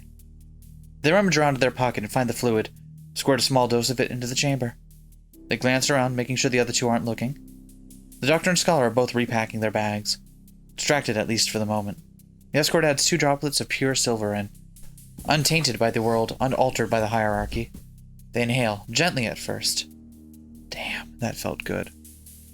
Their cells shift, refocus, shift again. They stand up. Alright, I'm done vaping mysterious fluids I found on the ground. Let's go. You guys ready for the tunnels? As ready as I'll ever be. I can't believe I fucking called it. My God. I'm worried, but this seems the best option. The sooner we're on the other side, the better. The scholar picks up his bag and follows on behind the escort. The doctor picks up the rear, scanning behind them, watchful. The escort grips on the metal handle and heaves. Huh. The door to the service tunnels grinds open, then shuts behind them. The 3 turn on their torches, their batteries barely draining past full in the zone's care. The air is still, stale. It smells of wet concrete. Come on, it's this way. The scholar follows on behind. His boots slip on the wet floor, but he just barely keeps his balance. He can't see past the escort if the tunnel closes in. His heart thuds. He should be claustrophobic. He is claustrophobic. His pace falters a little. He hears the doctor behind him. You're okay. You're doing great, and I mean that. Keep going. Just keep going. I've got your back. He keeps walking forward. The tunnels move, twist, and turn. The air is stifling. It feels suffocating. How long have they been going? It feels like they're trapezing in circles. Seems no better than the surface world above. Moss and mold grow on the inside of the tunnel, sucking up so much psycho-silver that they glint in the torchlight. The focal Geiger counters start to crackle. First the escorts, then the scholars, then the doctors after him. He hears the escort curse under their breath. Shit, fuck shit. Well, I guess I should have expected this. Worth the risk. Are we sure? Fallout down here is high. It's super high. We're closer to the exit than where we came in. Or at least I think we are. Really not reassuring. The dosage here is seriously dangerous. We'll be exposed for longer if we head back. The more time we're in these tunnels at all, the worse it is. We should keep pushing forward. The scholar casts his torchlight down, seeing small rivulets of glittering silver in the water at his feet. His boots steam. His cells shift, his skin burns uncomfortably. His heart thuds. Isomers reverse. They approach a cascading drain, a hole between one tunnel and another leading to the city sewers. Silver-stained water gushes out. The counters scream in protest. Okay, I think we're here. The dry tunnel. It's literally a waterfall. Literally why do you... Literally. Wet. It's wet. Yeah, it's the driest water I ever seen. Oh my God. Hey, it's a local joke. Normally you gotta swim this bit.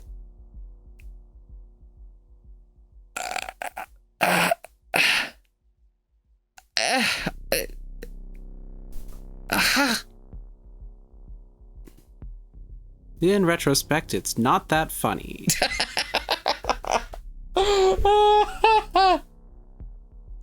I'm going in. The doctor clambers through the hole, her coat and bag doused in burning water. She grunts, grits her teeth as she pushes up and through. Her face, her body is drenched. Her skin burns red, the scars on her arms prickle and sting. She swears, gasps, catches her breath. I'm through. I can help you guys up. Her Foucault Geiger counter's alarms blare. She offers her arm down, hanging onto the side of the slippery concrete. We got you. I'll go up after and catch you if you fall. It's not the fall I'm worried about. It's too dangerous to turn back. We need to go. The scholar closes his eyes, takes a deep breath, and climbs up. The doctor's arm grips his, and she braces herself, pulling him up and back. His counter screams, his clothes burn, his face burns, his cells burn. The doctor stands as much as he can in front of the flow, shielding him from the downpour of fire. The blood starts to trickle down her arms as her scars tear open. The scholar feels the pain of the skin in his uncovered hand blisters. It burns, it burns, it burns, it burns. It fucking burns. He stumbles into larger piping, his chest tightening as his lungs cough up dashes of silver. The escort clambers up through the tunnel too. The doctor helps them in, but both their arms are slick with blood. The scholar looks down and sees the red starting to stain through his trousers. Fuck! Shit, there's still too much psychosilver runoff from the blowout. It should have washed away by now. We have to keep going. The tunnel there leads straight to the city. We could be there in an hour. We could finish this. The doctor staggers, then collapses to the side. She vomits profusely into the water, spatters of blood and silver streaking through. No fucking way. The fallout is too high, even for me. We leave these tunnels now. There's a great 100 meters that way. We need to leave. The scholar pulls the doctor up by the shoulders, steadying her, but she's too weak. She collapses down on her knees, blood oozing down her hands. She struggles to stand, muscles trembling. No, you can't. You can't do this. Not when we're so close. Come on, damn it. Prof, grab her other side. We gotta get her out of here. Fuck. Please. No. Together, they haul the doctor up and out, half carrying, half dragging her to the sewer grating. They pull up and out and collapse on grass in the daylight outside. The sky's dull, clouded, yet impossibly bright after so long in the dark. They fall onto the side of what remained of a highway. The asphalt is crackled and broken, trees and roots reclaiming what was theirs. The last road to the city. They were still several miles away. The doctor staggers, then falls to her side and vomits again. Damn it, it was a straight run. We could have made it. No, we couldn't. Nothing is ever straightforward. You would have died. Shitting, hell fucking, motherfucking shit.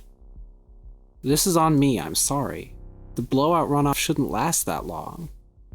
The storms must be getting worse. I should have realized. Fuck.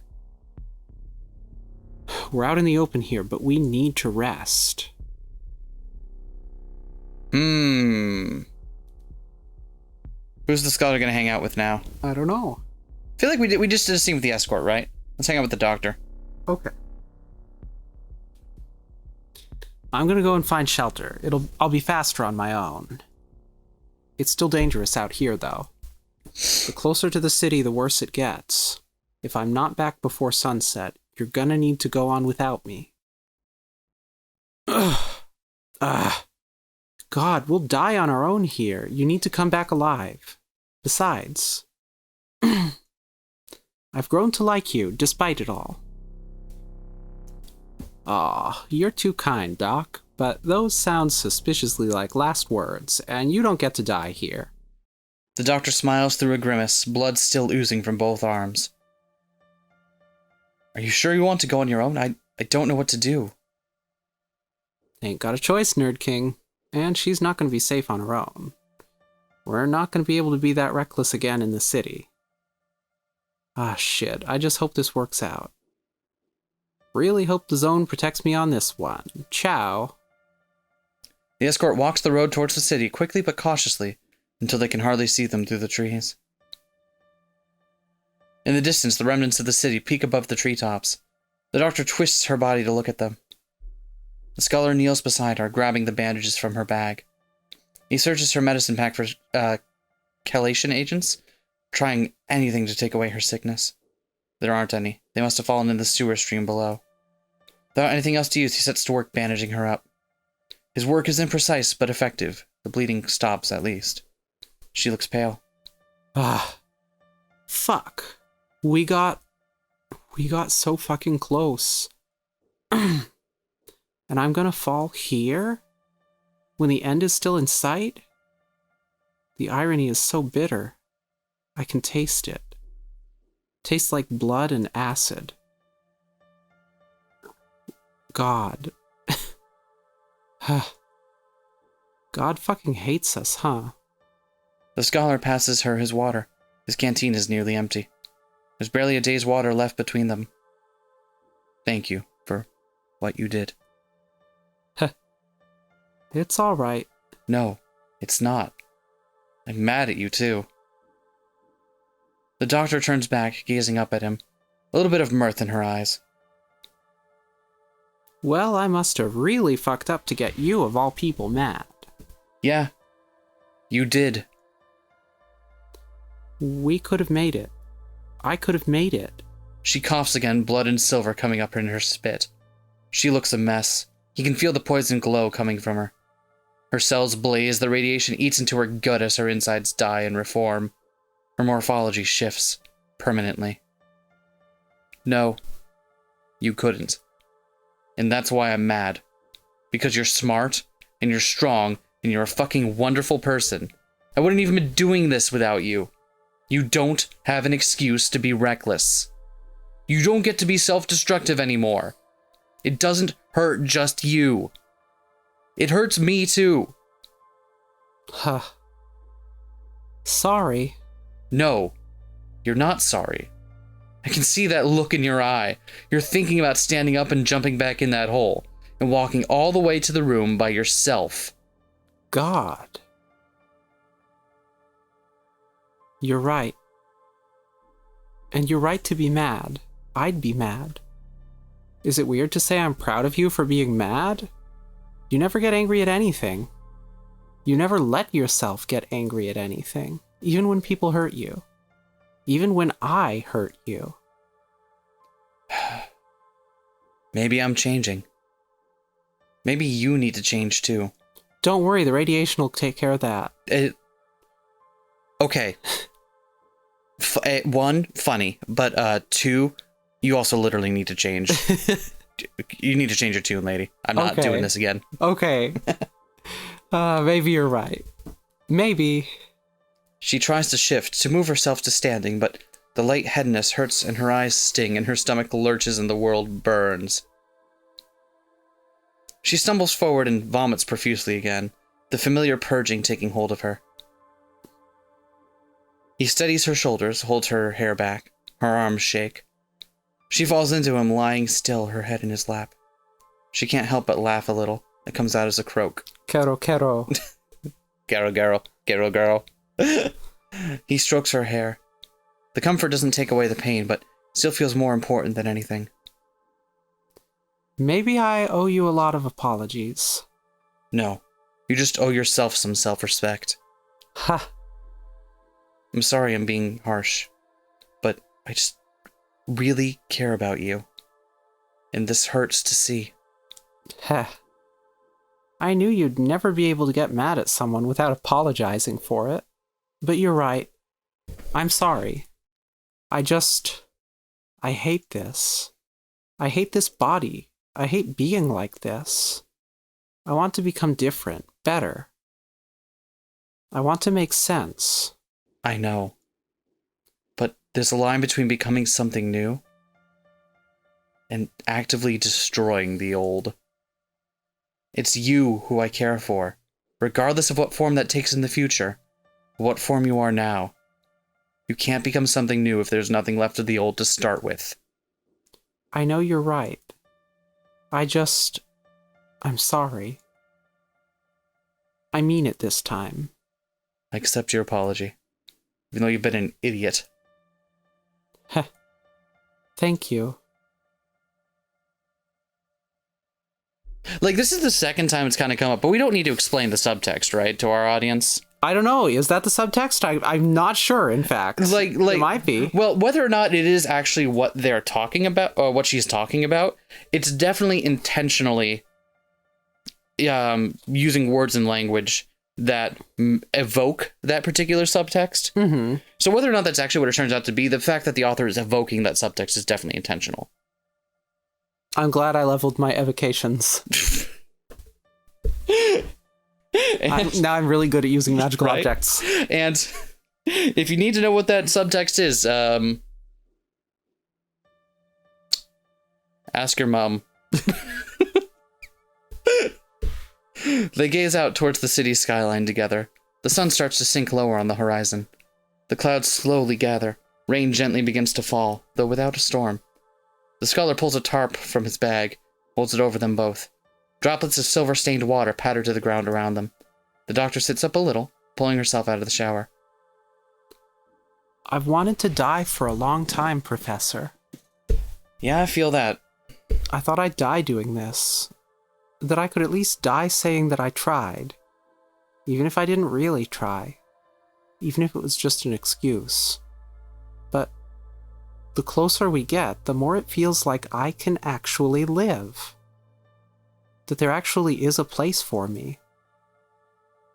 Thank you for helping me see it. And thank you for holding my hand this whole way. I mean, you, like, crazy glued them together. I literally could, like, at some point I was wondering, like, okay, I need to, like, do something over here, but you're over...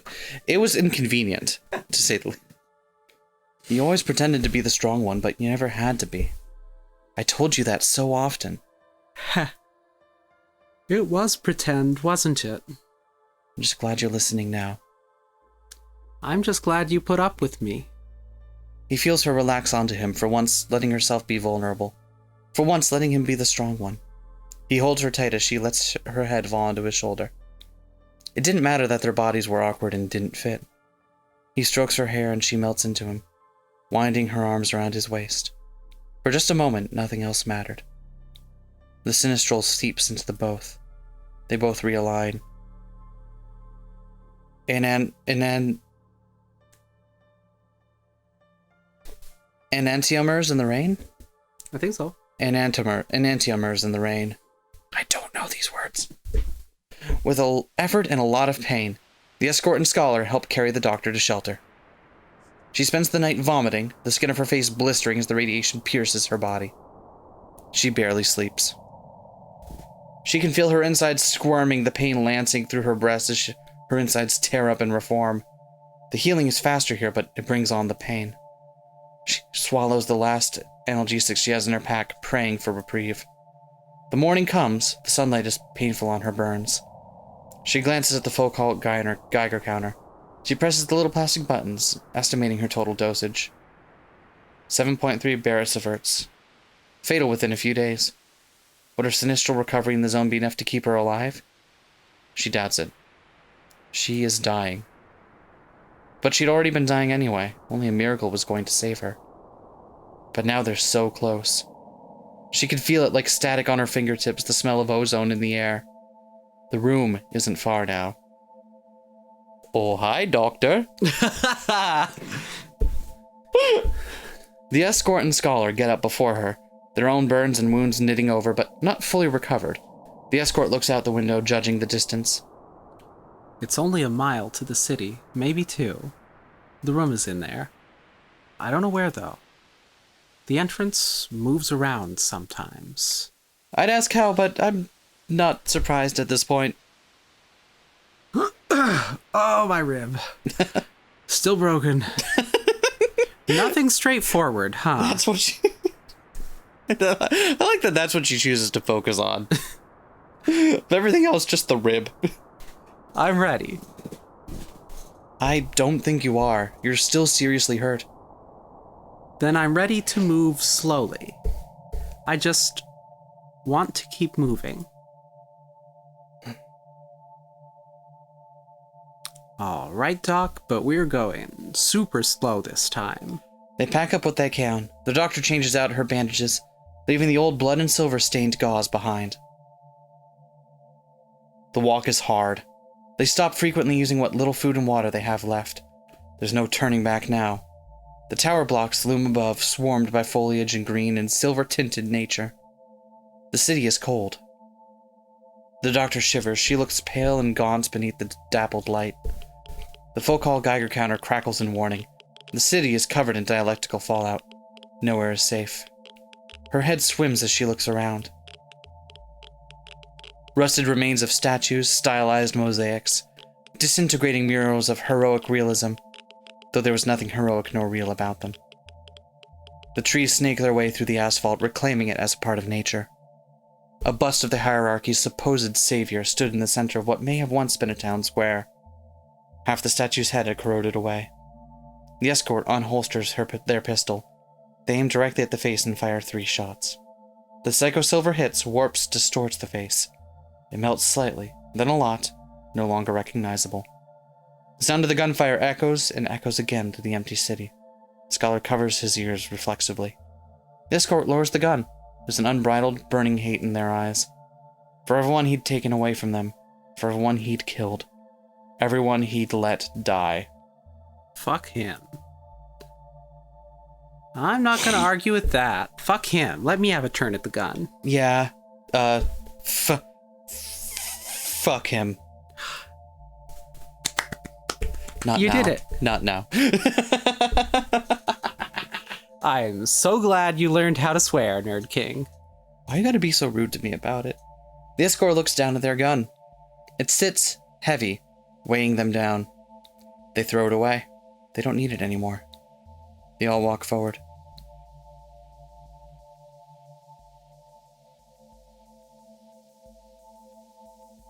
The city itself is dead. The remains of signs adorn the buildings, houses, shops, schools, even a swimming pool and a cinema or two. All of it lost to the zone. Its nature was slowly consuming it, remolding it, rebuilding it. Ferrous gossypium grows in tufts across the metals. Black bunches of thorns and thistles sat in cracks in the road, glimmering with silver in their leaves. Where once a neat row of orderly poplars stood between the highways, now they grow wild, untamed, free. The wind rustles the leaves. For once, emptiness didn't feel hollow and gnawing. It felt calm, peaceful. The doctor staggers forward. She breathes in the delicate taste of light and silver. The counter keeps crackling, but she ignores it. For the first time in 20 years, she feels something rise in her, a stillness and comfort that has been absent since she was a child. It feels like home. Not the same home that she remembered, not the one that she had ever been to before. Home didn't have to be a place you grew up in. It just had to be a place where you made sense. She set her bag down in front of the city's large hotel building. The enormous concrete and metal structure looms above them, the skeleton of a dead giant. I'm going to have to rest. It hurts a lot. I think we're out of painkillers. Yeah, take it easy. At least your burns don't look as bad. Still pretty bad, though. Thanks.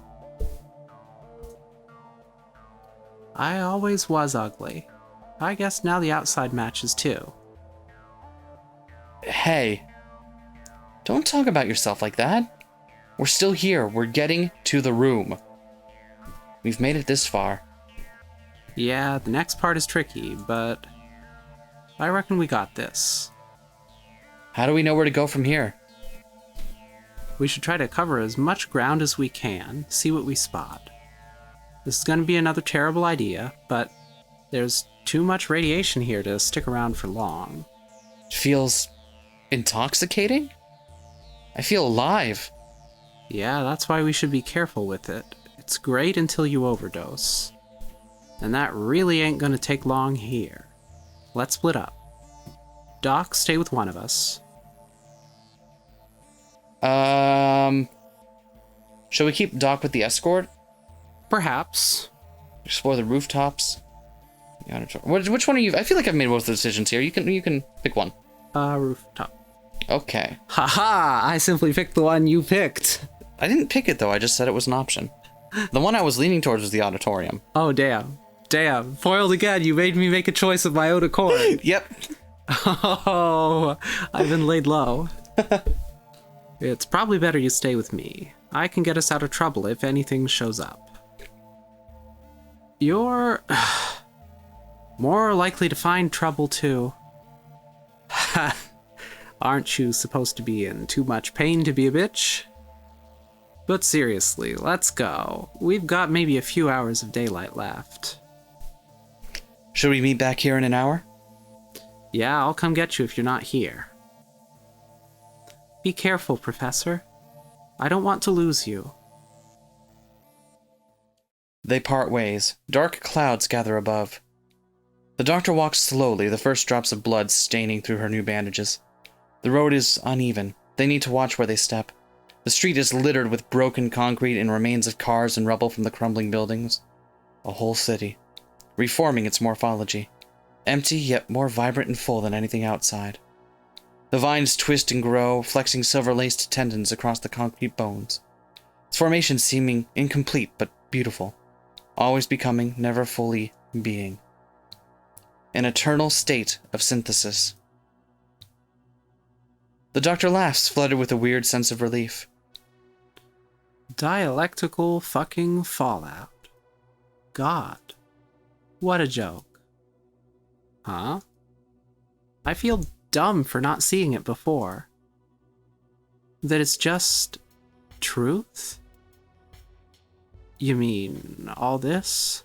Like, there's knowing something. And then seeing it yourself, you know? Fuck. What the fuck even is truth? Is it just what's born from an argument? Why does everyone keep asking me shit like I'm the philosopher? Anyway. Coherence theory of truth for me, please. Your nerd king is way better at this than me. Ask him. It's just so beautiful, but so disconcerting. The doctor gestures to the city. The trees, the damp, the spattering raindrops, the dilapidated metal. Is this me? Is this what I am? The result of an argument I lost with myself? The escort turns, facing the doctor. For once, they both look serious. Look. Everyone gets doubts when they get this close. Everyone. Even you. You can use all the fancy words you like to hide it, but you're not the first to deal with this. I'm not going to make you do anything. This is still your decision. But I know you want this. You know you want this. And it's okay to want what you're scared of. They walk forward in silence a little longer, poking inside the abandoned buildings. Remains of homes strewn with broken furniture and clothes and paper, all slowly changing with their doses of silver. Some apartments are empty, save for decaying paint, their histories lost to time. I know you asked the both of us why we came here, why we tried to get to the room at all. What about you? You've been here so long, lived so much of your life in the zone. Why haven't you tried to go in? Get all of your desires granted. I've thought about it. Thought about it an awful lot. They clamber up another set of concrete stairs. The doctor moves slowly, far slower than she wants to, grabbing the handrail to haul herself up. In the end, it wasn't for me. Didn't quite feel right. I can't explain it in any more fancy terms than that for you. I don't feel any shame about that. They arrive on the next landing. Books lie open where they fell, text fading away with exposure. A box of masks lies broken inside a bedroom. In the end, I don't think it could give me anything I didn't already have. I don't have a lot, but I don't want a lot either. It wasn't going to give me anything that'd make me happy. What makes me happy is doing this. Helping other people. Helping them find their happiness. And I don't know, maybe that's enough. The remaining rooms are empty, discarded, awaiting the zone's touch to fully creep in through the cracks in the concrete and the broken windows. The escort climbs up the last set of stairs and kicks the door open. They reach back down and help pull the doctor up. They both stand on the rooftop, looking out over the remains of the city. Storm clouds gather overhead. The first few drops of rain patter down. Maybe we'll get a better view from up here. I feel like I should recognize this skyline from something. Like, there's a big, like, thing to keep Fallout in, right?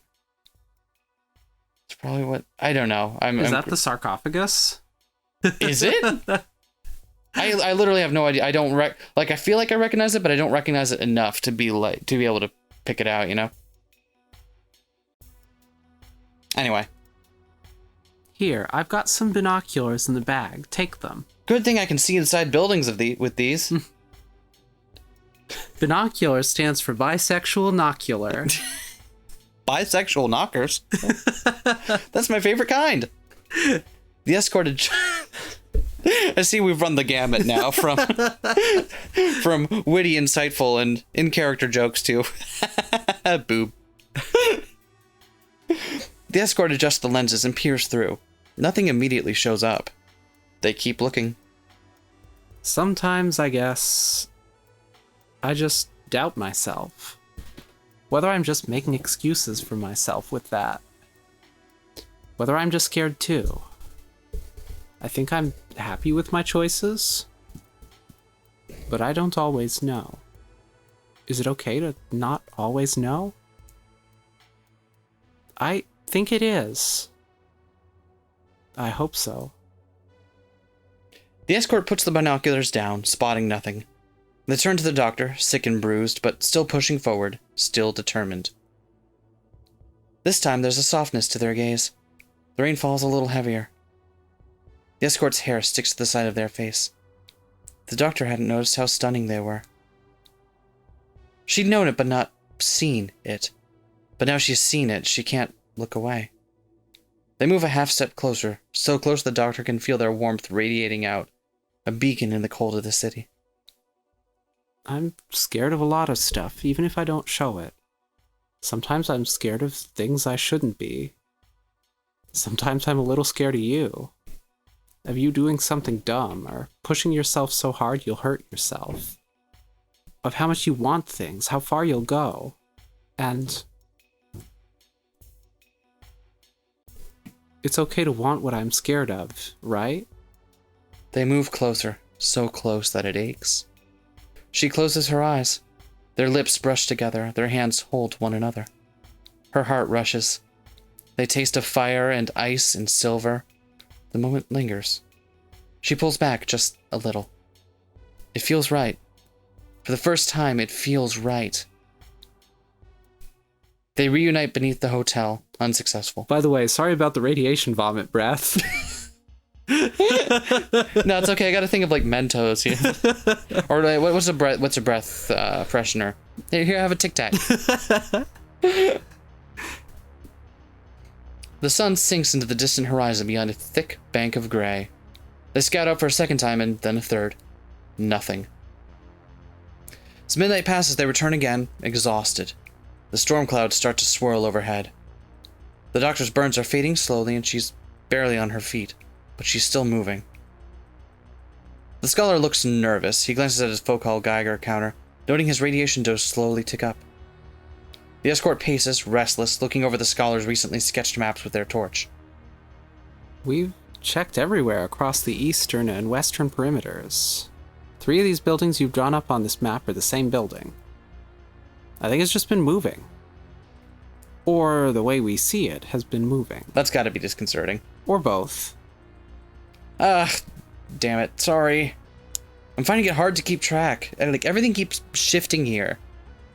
I figured a map was worth a shot, though. We had to try. We still have to keep trying. The doctor grimaces. She looks at her counter. 8.7 barosieverts.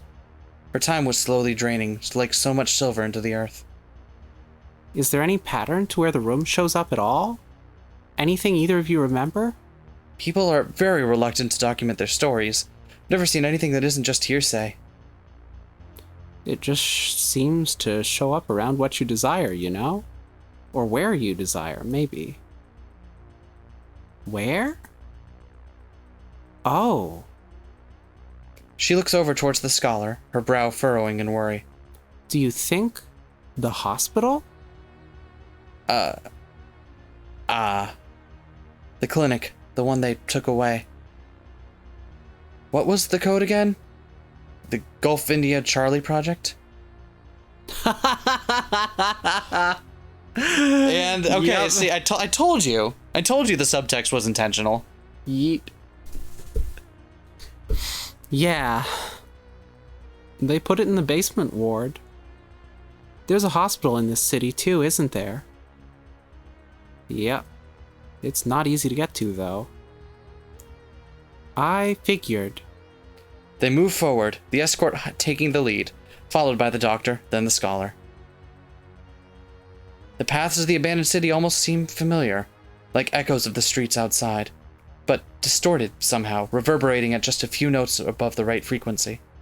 The rain starts to fall heavier and harder, weighing them down. The hospital is still a few blocks away, but the radiation starts to burn. It's hard to walk. It's hard to breathe. The focal Geiger counters crackle, then screech. Overhead, the clouds grumble, first rolls of thunder crashing above. The sky grows red. For a few moments, the world feels almost still. Then the hierarchy's distant sirens sound. Another blowout is here. Oh, fuck. Oh, this is real fucking bad. I think we might be dead? Fuck? We need to run now. The auroral glow burns crimson. The world fades into nothing but shades of red. They try to sprint, but it's like running through mud. The world feels thick, heavy, barely lucid. They push forward, but the radiation catches up with them. The doctor puffs, fighting back a wave of nausea, her head spinning. The escort and scholar slow to grab her, pull her forward, but the radiation starts to hit them too. Old wounds reopen, blood pours forth. We're not gonna make it, Doc. None of these buildings have got enough cover. We need to try. You need to try.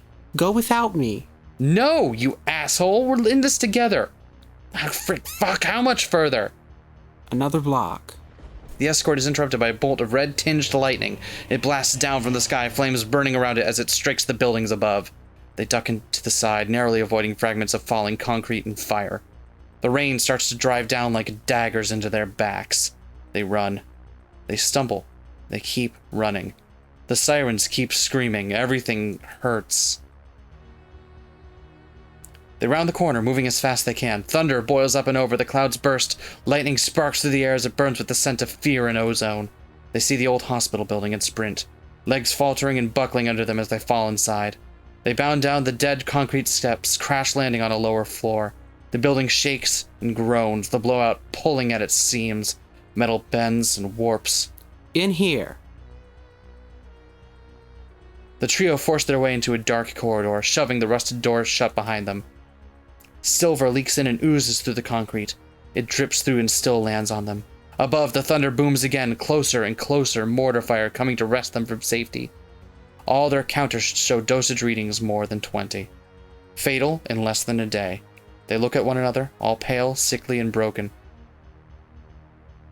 There's never been 2 blowouts in a row like this before.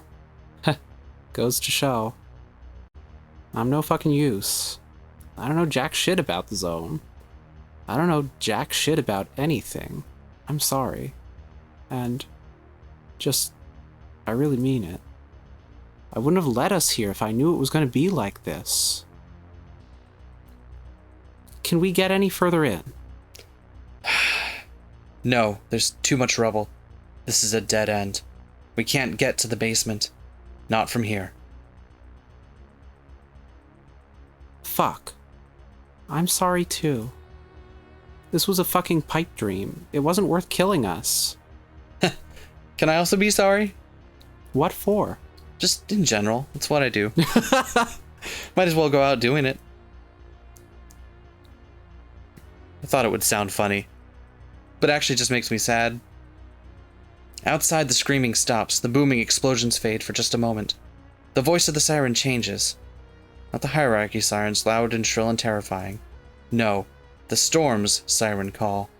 It starts as a whisper, a carefree, joyful moment, a call filled with nostalgia for things that never happened, wonder at a life never lived, the taste of a future always in potential. It wants them. It wants them. Don't they want it too? The scholar covers his ears but stops, standing, listening. The escort mutters something under their breath but coughs a barking, broken laugh, almost looking relieved. The doctor stares into nothing, transfixed. They could still win. All they had to do was step out. All they had to do was believe. Old wounds tear. New wounds open. Scars rip themselves to pieces. Cells burst. Blood pours down them all, laced with silver, coated in mutation. Morphology changes. Bodies reform. The hierarchy's chiral direction was always wrong anyway. They all knew that. Why not reverse it? Isomers changing but remaining themselves. The same but different. Reborn. It's time to become new. Who will embrace annihilation?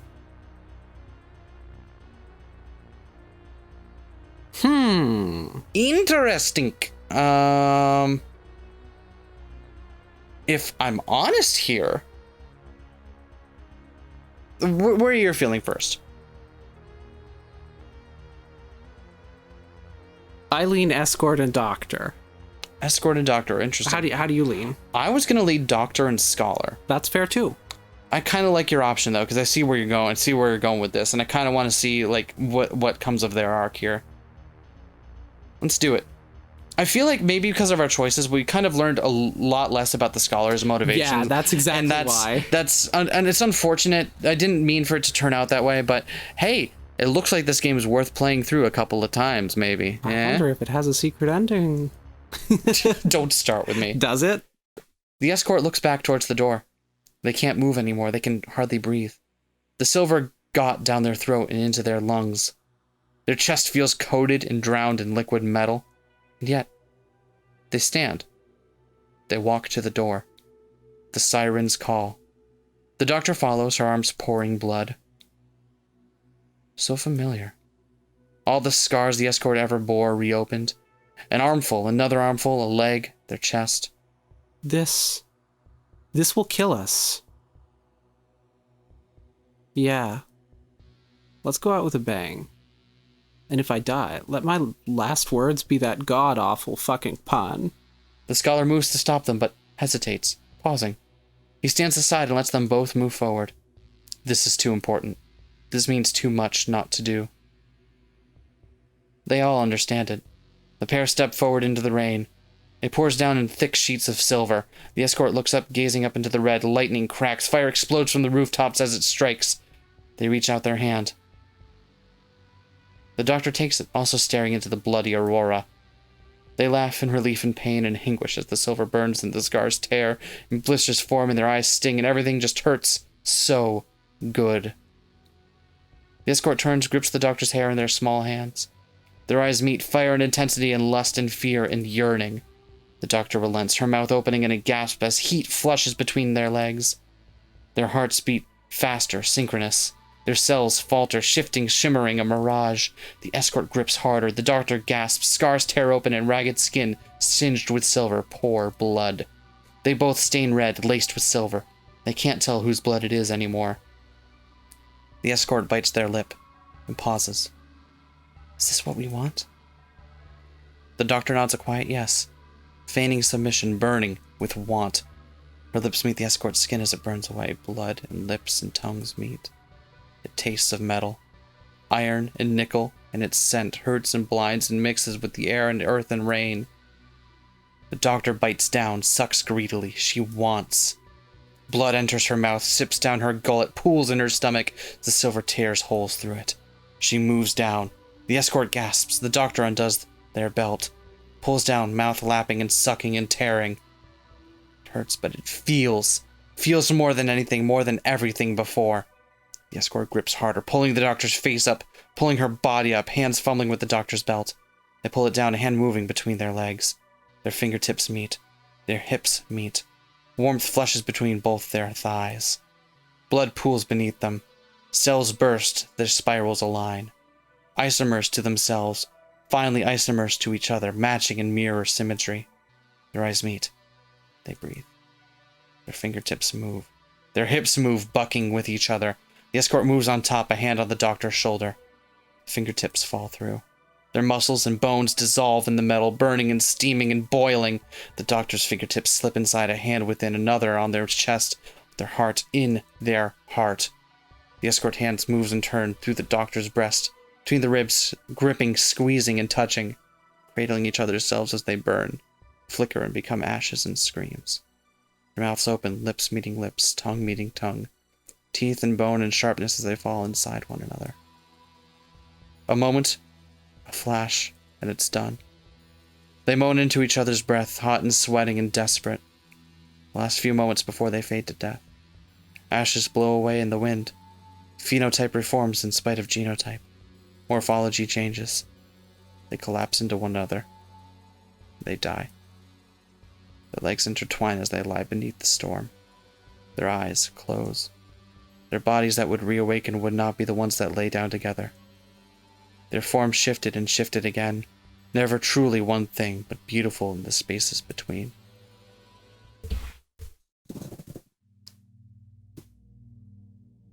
They awake in the haze of the morning glow. They stagger through the city, silent, covered in green.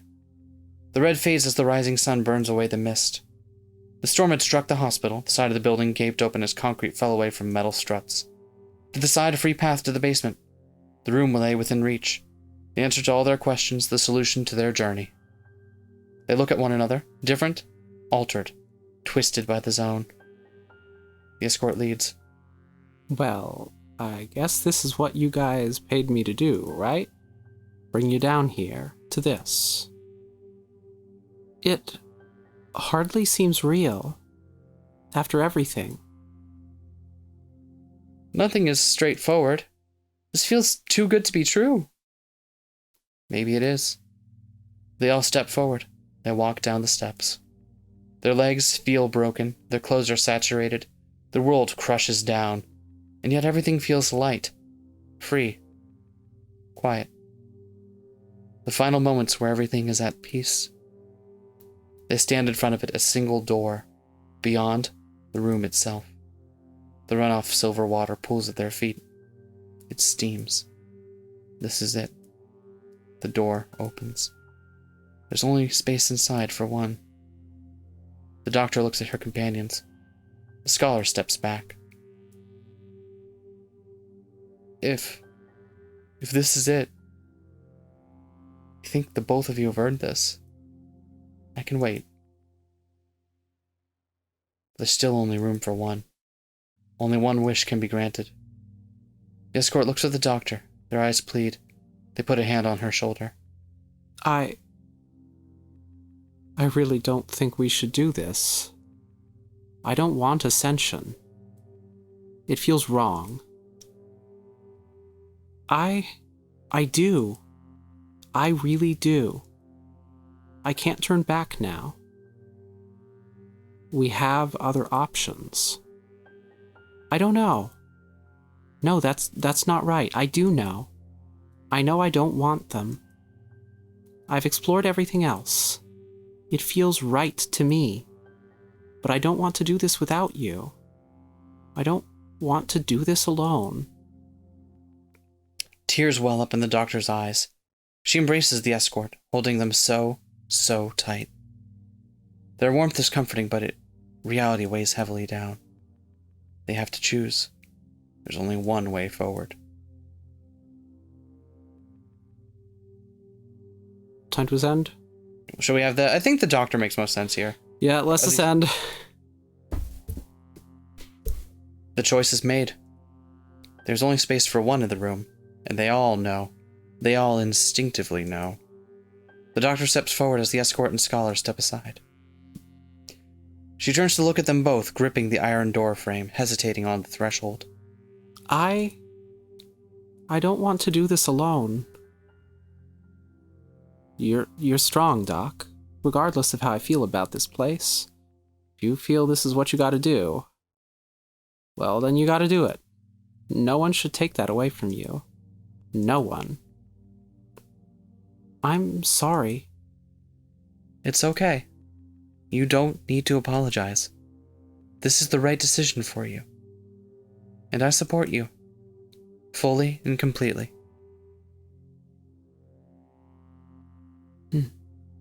This will change everything. For all of us. I hope what I want is the right thing. Yeah, I've definitely seen this building before. Yeah? I know what this building is. What is it?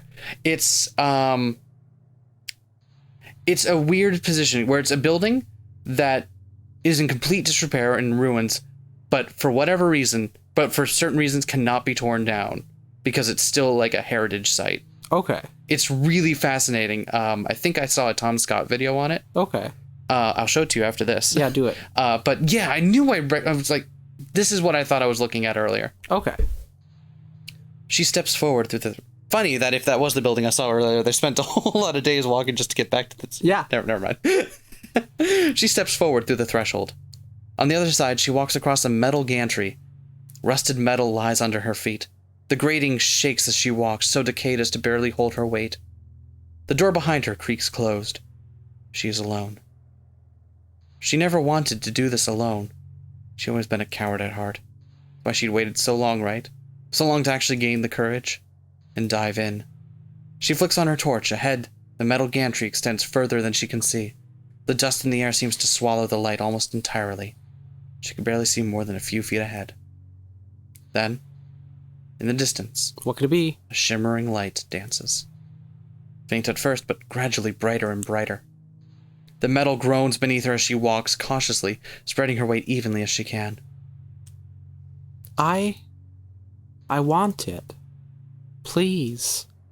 I want Ascension. I want to leave this.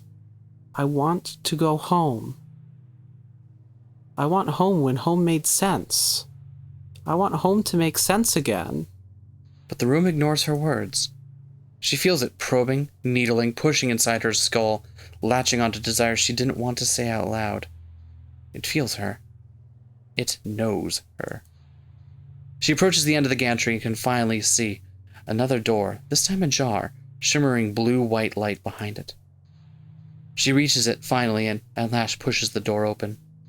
Beneath her she sees the sparkling, shimmering reflection. The metal poles ahead that would have formed a guardrail are torn, though, buckled and rusted. It leaves a gaping hole open to the pool beneath. A lake of brilliant, terrible psycho-silver, melted through the floors, accumulating in the vat beneath, beckons. She stares at it.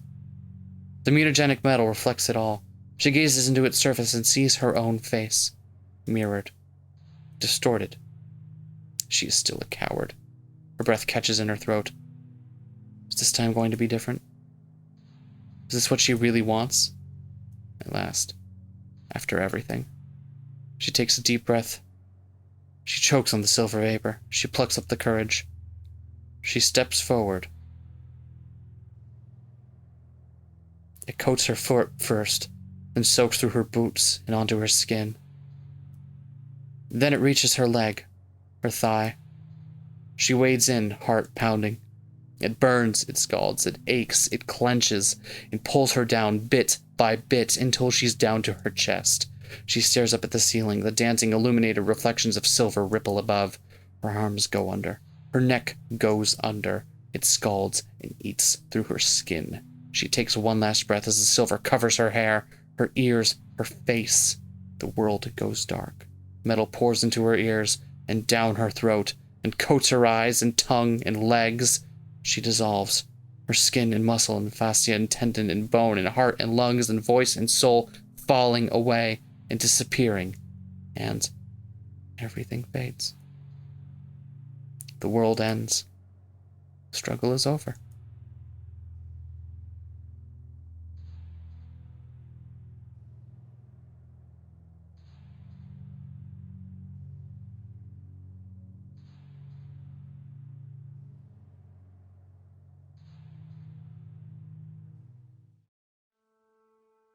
The doctor awakes, cold sweat on her brow. 4:42 in the morning. She closes her eyes again. She forces herself to stay asleep. She cracks an eye open, her restlessness not leaving her. It's 5:03. Oh, fuck. She gets out of bed, careful not to wake her partner. She hears a groan and winces. She really hates accidentally waking others up when she's like this. She leans down and whispers gently. Stay in bed, honey. I'll be back in a sec. She goes to the bathroom and switches the light on. She glances at her naked body, and strangely doesn't feel the weight of disgust. The idea of that seems so distant now. She finally feels like she makes sense, like her body makes sense. A hand in a matching glove. She looks outside. The distant city begins to grumble to life once again. A new day, a new set of problems. But somehow it seems better than it did before. Like it had a little less hatred, even if it wasn't a lot. The doctor smiles. She can live with that. Huh. Holy shit! That is interesting, and I want to know what happens with the other endings. That is so great! Holy, was good. That was real good. That was really, really good. Holy shit! Now you got me wondering, like, because clearly there are different endings and different, like, there's tons of permutation, different scenes. It did shout out "We Know the Devil" directly. I wonder if, in following in that tradition, there is an actual like secret ending with everybody. Secret end, true end, whatever you want to call. Yeah. I don't know. We don't know anything about it, but. Holy shit, this was great! Yeah. I fucking love this. I mean, I'm also a sucker for, like, abandoned architecture with the stuff, so, like... Aww. Hey. See, now you don't have to ask your mom what the subtext was. Ending. Ascension. Peace. Interesting, so there are two different... I wonder if that's meant to be, like, this is one thing, or this is, like, two different variables for the ending. I don't know. Could we get Ascension and no peace? Hell yeah! That times. fucking rocked! Yeah, that was great. That was so great. I'm so glad we got to play this. Yeah. I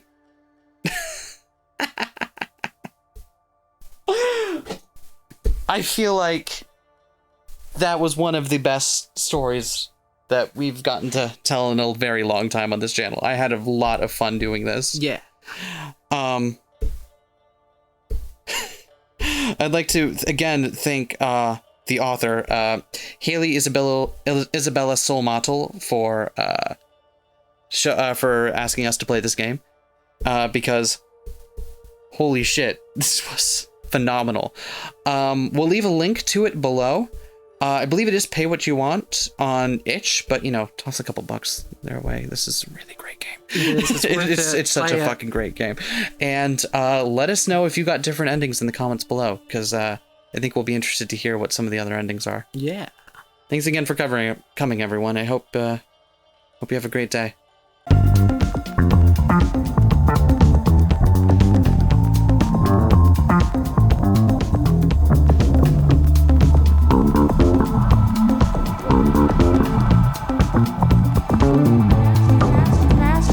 Smash that like, comment and subscribe.